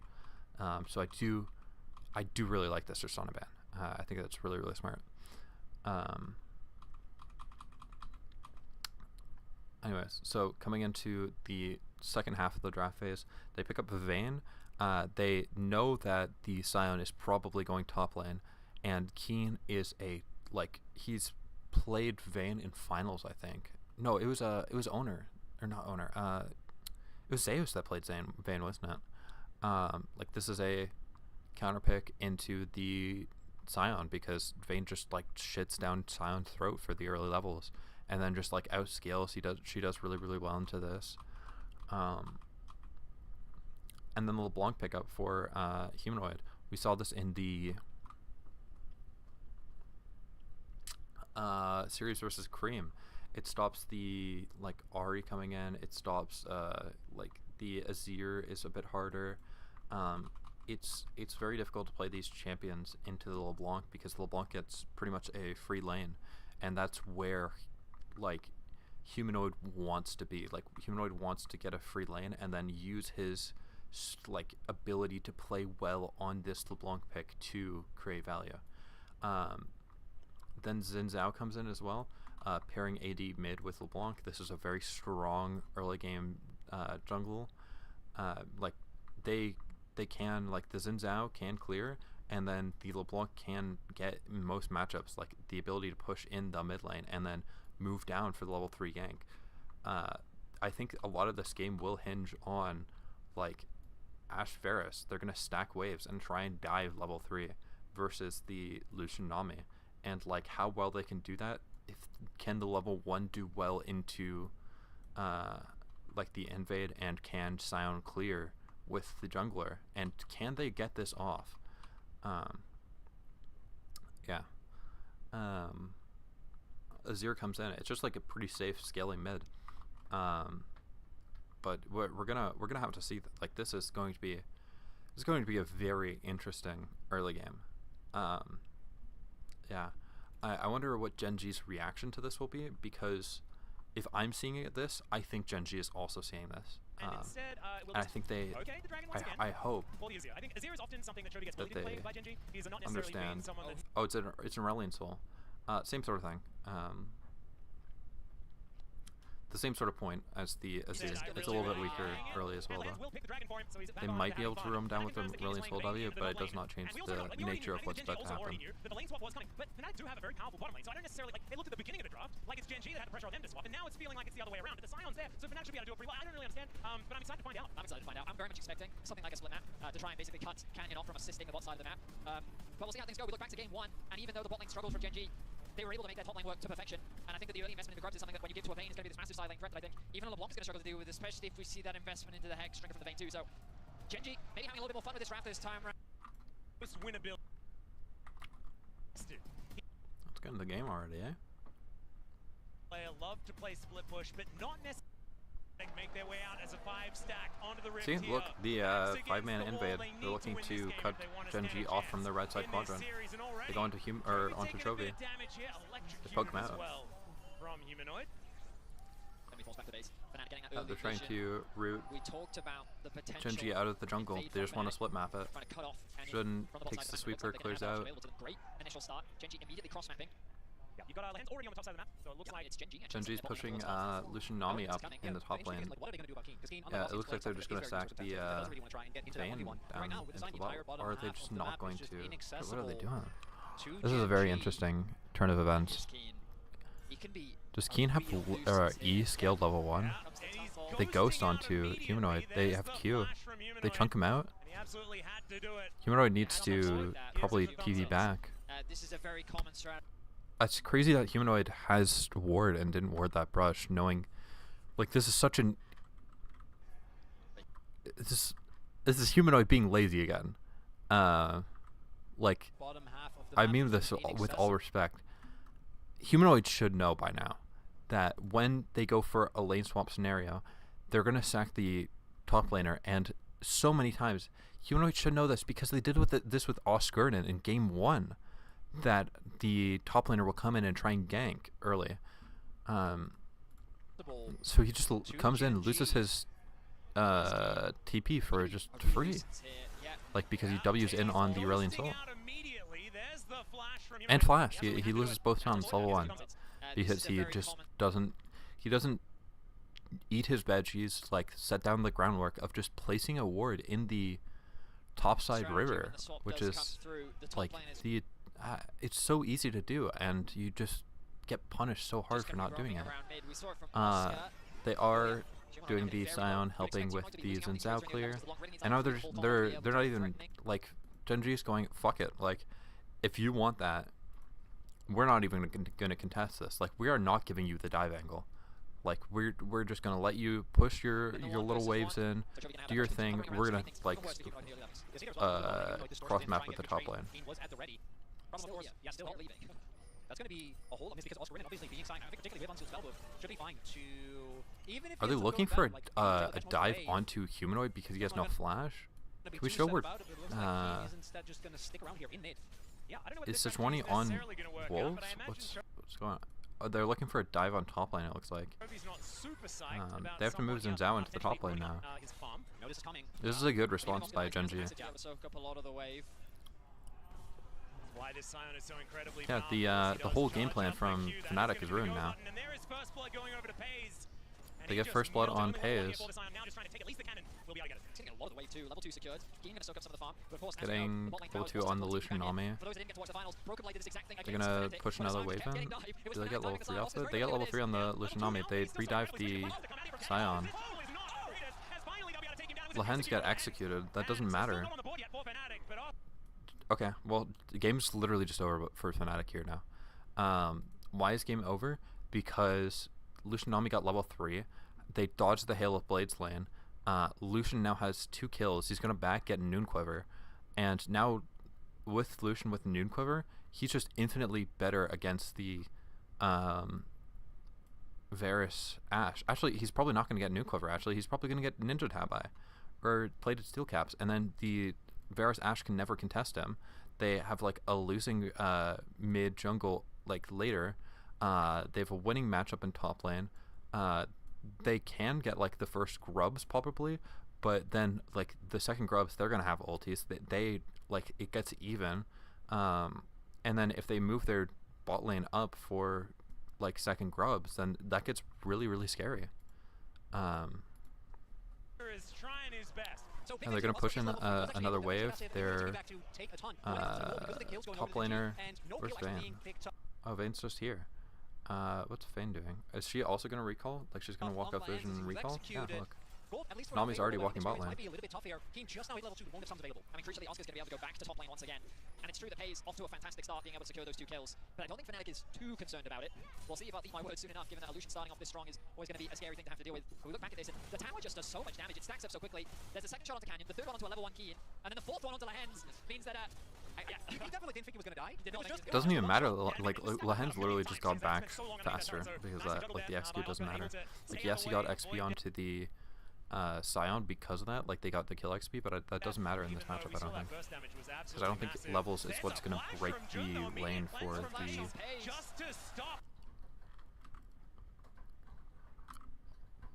Scion.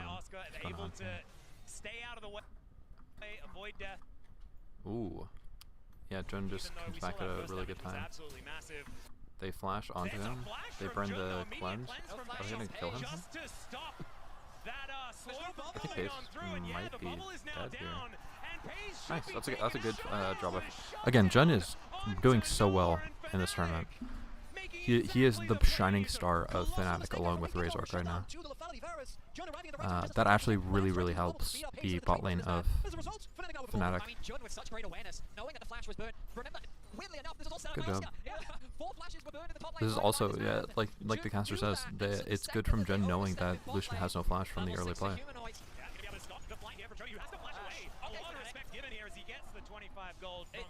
It took 2 games, but they're warmed up now, boys. I reckon they are. We're seeing this level of aggression from Humanoid. He finally gets revenge after game 1, where Chovy forces the flash out from him. Level 6 ticked over for Humanoid. He gets that summon spell out from Chovy.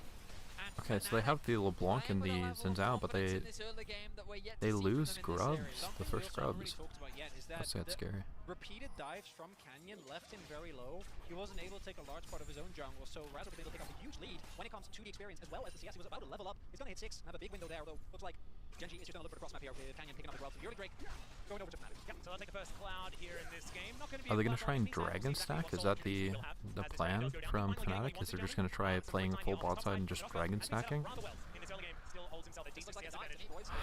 I get scared when teams opt to give the first grubs as the winning, like, I get really scared when teams do this because 6 scrubs is such an insane breakpoint, especially for a team like GenG, where Lucian and Vayne hitting the, like, ignoring the nameplates of GenG, which utilize scrubs better than I think any other team in the world. Maybe BLG can contest with that, but like the amount of value that Lucian and Vayne get from the grubs is absolutely insane.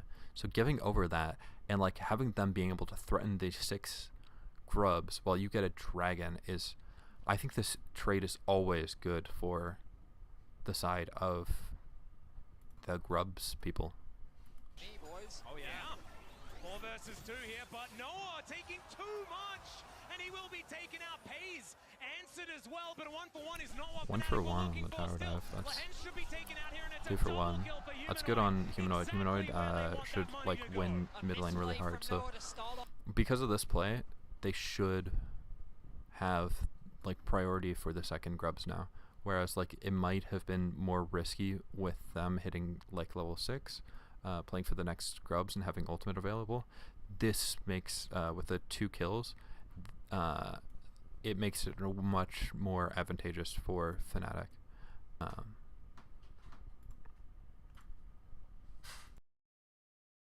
Off the dive with GenG being able to get something back, but they convert it into 2, and it's Humanoid that secures both of those kills for Fnatic.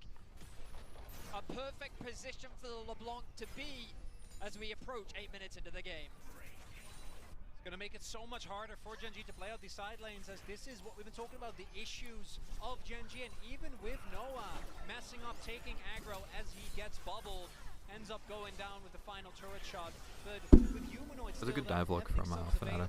I really like that. 6 off of that as well. More than enough damage available to get this LeBlanc even further out. Chovy, because of the earlier flash force, was at the base, not able to actually make an impact early on. And also, to be fair, if there's a LeBlanc and a Zin's out there out of the map, you can't really roam in good conscience. Fnatic actually building up an early lead here. Yeah, looking pretty nice Next so far. objective is the grubs. That's going to be the next fight point. Like, Fnatic taking it, it's I guess. really important if Chovy can get big ult for Quite some time. grubs. And I love what Fnatic has as far as doing battle in this mid game before the dragon really becomes that huge How many? threat.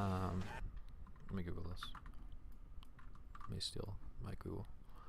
Aurelian Soul Wiki. Aurelian Soul. How many stacks does he need for big ult? 200 units. Wait, no. That's how far?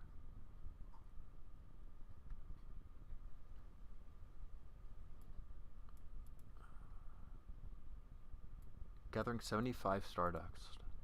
He's gonna have it up for the grub fight. That gets actually kind of scary. As Oscar gonna get stunned into the wall here I think it is momentarily, actually but, more he even is because of just pretty his tanky. ability to farm Stardust as well as he He'll be does. alright. He should be able to get Knowing the situation like that he's what is in, it? needs to get a base in soon. Oh my God, he's about to have it right now. That's a flash onto Noah, the tidal wave to lay It in was the dead. CC, and Lehens bubbles into death.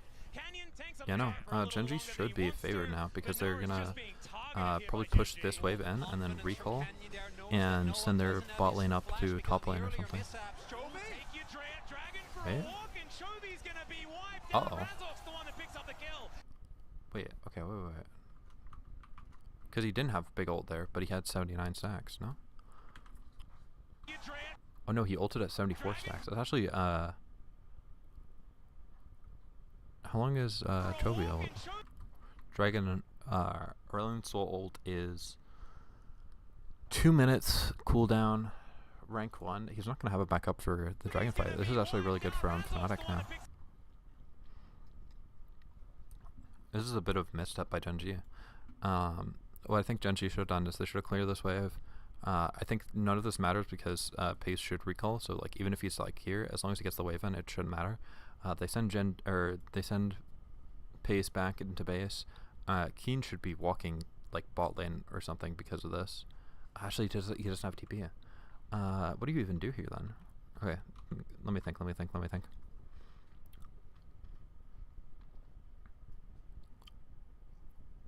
Yeah, they have no TP. I guess this is actually Because I want to sync Sejuani. No, Sejuani just base. She has this. So Sejuani is coming out of base, clearing up for the second respawn of the grubs. Chovy dies. This is actually really good from Fnatic. Okay. So let's say Chovy didn't die here. So he gets out and didn't use his flash and stuff. What he wants to do is recall, be on the timing that Sejuani comes back up. These two probably recall, move into here. They might lose the bot turret, but I think that's worth for the 6 grubs. And then Chovy has big R, but I don't know what you do now that Chovy has died. It actually becomes a very sticky situation with Chovy's death. In a bit of trouble himself, although it is just Jun. And now looking for a little bit more. The calling is going to come on through, and even with the barrier, that is Nice ult by Paze. Lahens accidentally takes it. Oh, Humanoid doesn't have flash. Yeah, Keen coming down once again. The contempt coming on through is now Humanoid. Doesn't have his flash. Yeah, Keen coming down once again. Good job by Keen. Like I didn't even notice that Keen was walking down. Yeah, he opened bot side, and then just as Chovy died, he's going over to cover the lane and probably just like walking up. He's gonna probably walk like this, and then Canyon's clearing up. But I think they see that Humanoid stays on the wave, and before he shows, he moves up like this and then ghosts and knocks him in.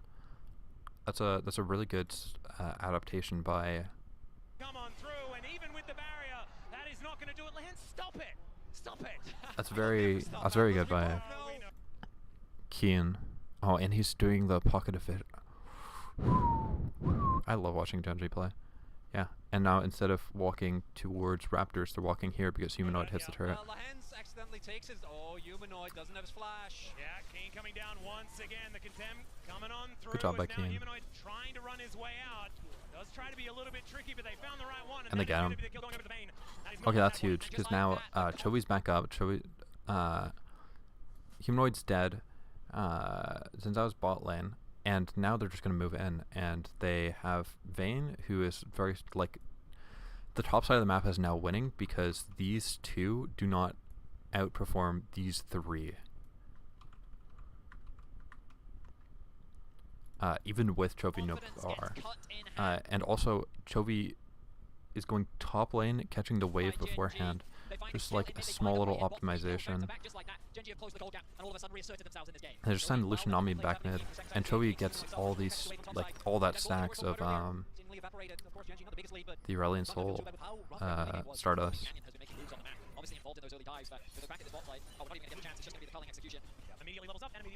Good calling by Paze. We love seeing Eastern Lucianamis.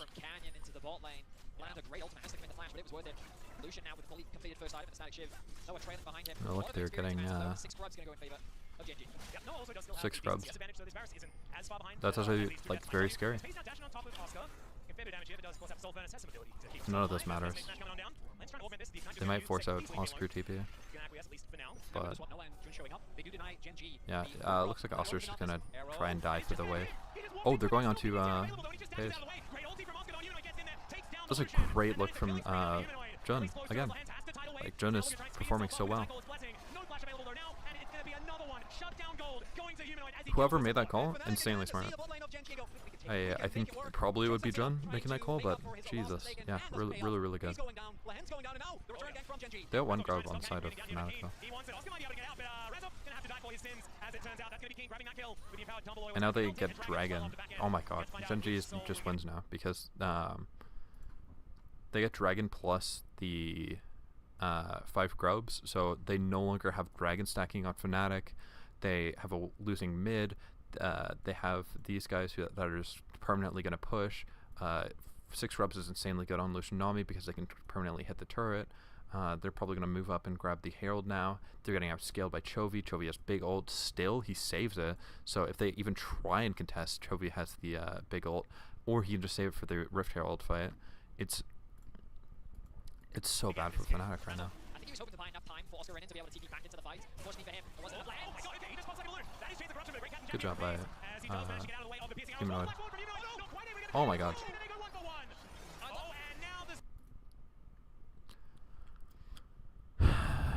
Is that better for Fnatic? I think that is better for Fnatic because they got the shutdown. But he loses his stacks, and Chovy kills 2. Yeah, actually that's better for GENG because now they can also probably spawn. Oh no, they don't get the mid turret stuff. If Chovy got another plate there, that would have been huge as well. As a pace with great plans, no other flash Q missing. So as a result, he almost ends up going down. And then Humanoid wants to ensure, I think he thought that he would get it, but with just a dash forward, not going to be enough. Chain's not hitting. And I am impressed by that because you know how little teams GENG goes this insane against? Well, Kane is going to have to get rid of this. That was a good flash, exactly. Good luck from Fnatic. Get the turret off of this. They're losing top turret though. It's a good trade. The bot lane of GENG has been involved in 6 of the team's 10 kills, but also all of the deaths. Yeah, all of the. Oh, except well, actually, technically no execution. That's why. Lance has 1 execute. Yeah, all right, fair enough. I still think your point stands. So it's not even flame. It's just more to the point that this game has all been about bot lane. And like we've seen, look, Fnatic's bot lane is exactly doing much better on the score department, right? So it's just been a bloodbath. And it's funny how like Noah's aggression really isn't converting. I think I favor BLG after this series though, because it shows how exploitable the GENG bot lane is. So against Elk and On, I think that might be a win condition by BLG. And I think Chovy won't be able to get as much of a lead versus somebody like Nate.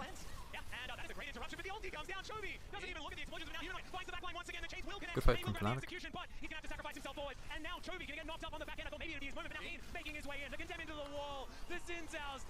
Nah, Keen's just so turbo. I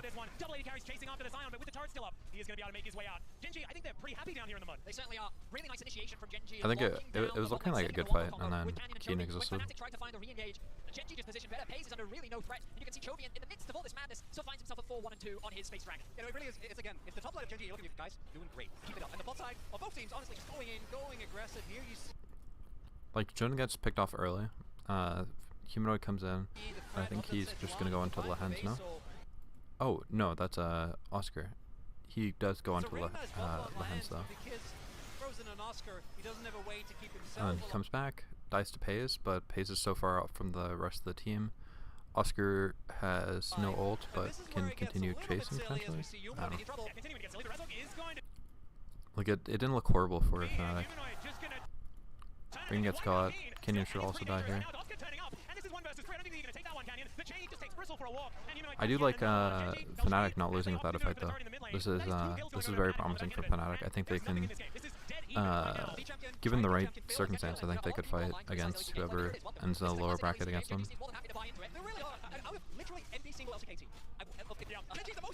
Chovy is just the best Aurelion soul in the world.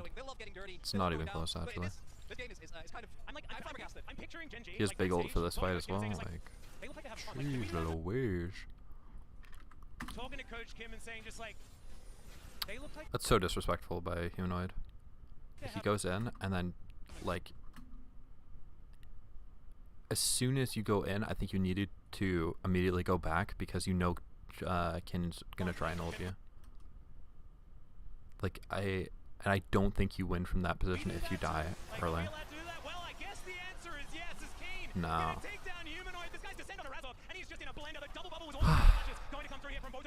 That's disappointing from Humanoid. Now they lose the next dragon because of that. Also, we see the stack should come out. I've explained relentlessly. I think I'm gonna make a YouTube short about this, of why I think Lucian shouldn't build Kraken or Static Shift. Nice punish there, and yeah, it's good that you highlighted because yes, Humanoid has found himself 8 kills, but he's still only 400 gold up on Chovy, who is going to be, as we've seen in these teamfights, such an insanely big issue to deal with. And also, Paze is like a full BF sword over his lane opponent. We talk about how chaotic this game is just the Chovy show, though. He's made one mistake, and that's like the pushing too far with onto mid lane. From an emotional point of view, I get it because he's the fat one. He's the one who needs to do the damage. They want to contest the objective. But in practice, Canyon probably not the guy that you want to try and do that too. Looking for a Herald. He will press up. He absolutely will, and he indeed did. It's only 1,000 gold, you know, though, GENG with a bit of an advantage there. Baron has just spawned, swam into that pit, and now that is another objective to look out for on this map. Okay. I think this is still anyone's game, though. We might be able to My get to dog a game has where it is still fly possible. bites and stuff. He was I do wanna attacked by a highlight, bunch though, of this like is something flies that and has been stuff very consistent, and I think is a under really his big ears, problem, so particularly he's when you have bandaged up so that he champions can't like scratch Ron it. who thrive in God of War, But and he even hates the Chovy bandages because it's against itchy that. and it's stopping him from itching and reopening his scars. But How it means dare that we? you're We're so much less so pressure mean in to lane. him. He also played into Lucian, who's one of the best tools to consistently keep those mid lane waves cleared and pushed in. There's another singularity. The ulti actually comes down as well, but it's only going to Rezo. That's not too bad. Keen still sitting bot lane, doesn't have TP. Remember, this could be a good fight opportunity for Fnatic. Yeah, they're all just taking the head skates over. All four of them. Oscar on the bottom side of this fight, but now he's 1v1 against FaZe. Dashes his way up. Good tidal wave on there to the bubble. Going to connect as well, but where's the follow-up? It's the dragon. Yeah, and Humanoid's going to come on through. They're taking more base. Looked good for Fnatic, but it looks like they're just losing slowly, and they lose the bot turret too. Calling by Lucian. Just the Lucian play from Fnatic versus the Lucian play from GENG is just night and day. Oh, King gets hit. Humanoid should be able to kill. Should just Go on. explode. Just another spell is necessary here as the Ghost, the tumble, and he's looking to get himself out. There's a teleport coming in, and King's now turning around. Chovy is just flying after a Humanoid. So why Spell is just everything on cooldown? Why is he just like standing at Keen like this? Like, oh, is he scared that he's just gonna get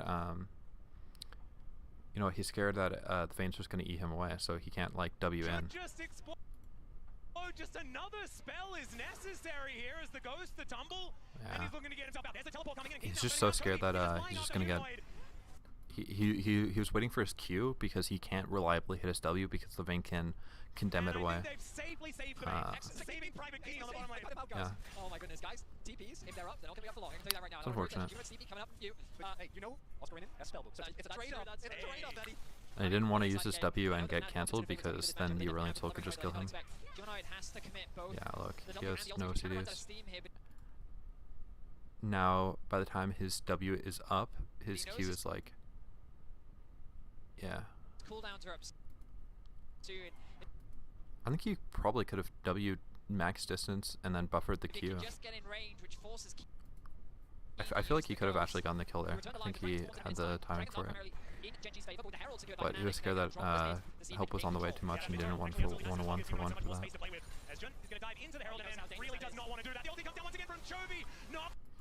Ooh, what? Really does not want to do that. As Jun is going to dive into the Herald and then really does not want to do that. Yeah, that was a little bit grief by Jun. Comes down once again. Arrow onto Chovy, that's good. They're going after Chovy, they're hard committing. Oscar's probably going to TP in and hard commit onto him again. Oh wait, no, that's Humanoid TP. Oh my god, why am I so bad at calling TPs this game? Or the series? No, it was this game, I think. Because it was the LeBlanc. Yeah, that's probably going on to Keen. PQ. Sad that I can't break mid turret here because he hasn't gotten the Herald. Crowley. Hey. Crowley. Stop scratching your wound. Come here. Yeah, you're bleeding through your bandage because you keep scratching it, you stupid animal. I love you, but you're dumb. Looking for the fight. They're gonna break mid tier 2 off of this and then potentially go soul point. No, they're not even forcing. They're not even trying to squeeze the mid turret. Oh, they are. They sent Chovy there. Yeah, and they get the dragon.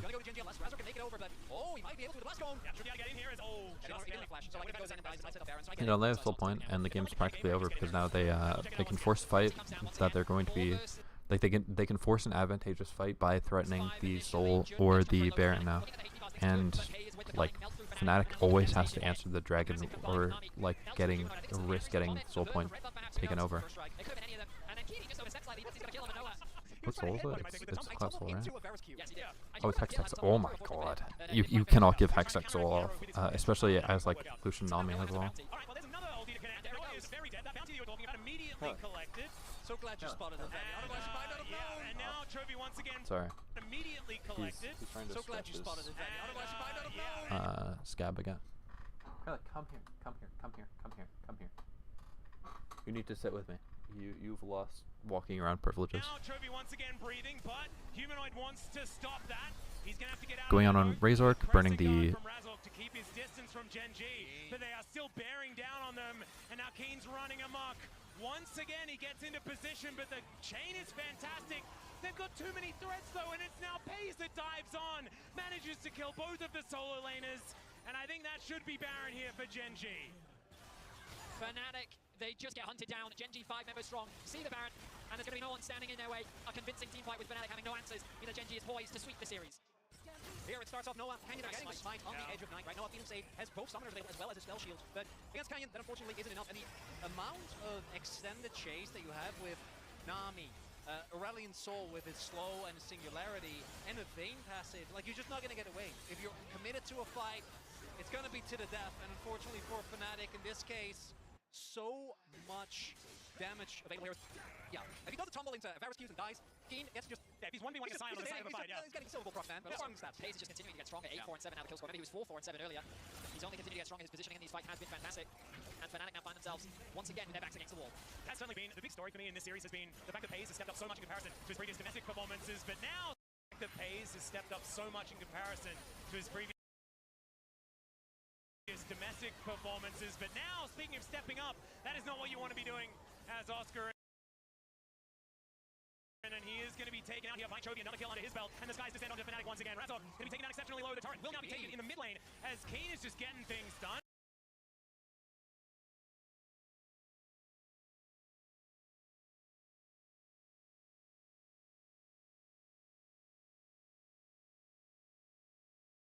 That should be the execution, and Humanoid's able to take down Canyon, but he's sacrificing himself for it. The 1-for-1, they might be okay with it. I guess he's going to take something, but I think, yeah, Keen is just taking names and turrets all across this map. He just presses up on Ego's stealth, and he just wipes the floor with them. Both the mid inhibitor and the bot inhibitor will be taken down. This should be the series here for GENG in this moment, as they're looking to move further forward in the upper bracket here at MSI. The LCK first seed proving they look like exactly that. A dominant game 3 from GENG as they cement themselves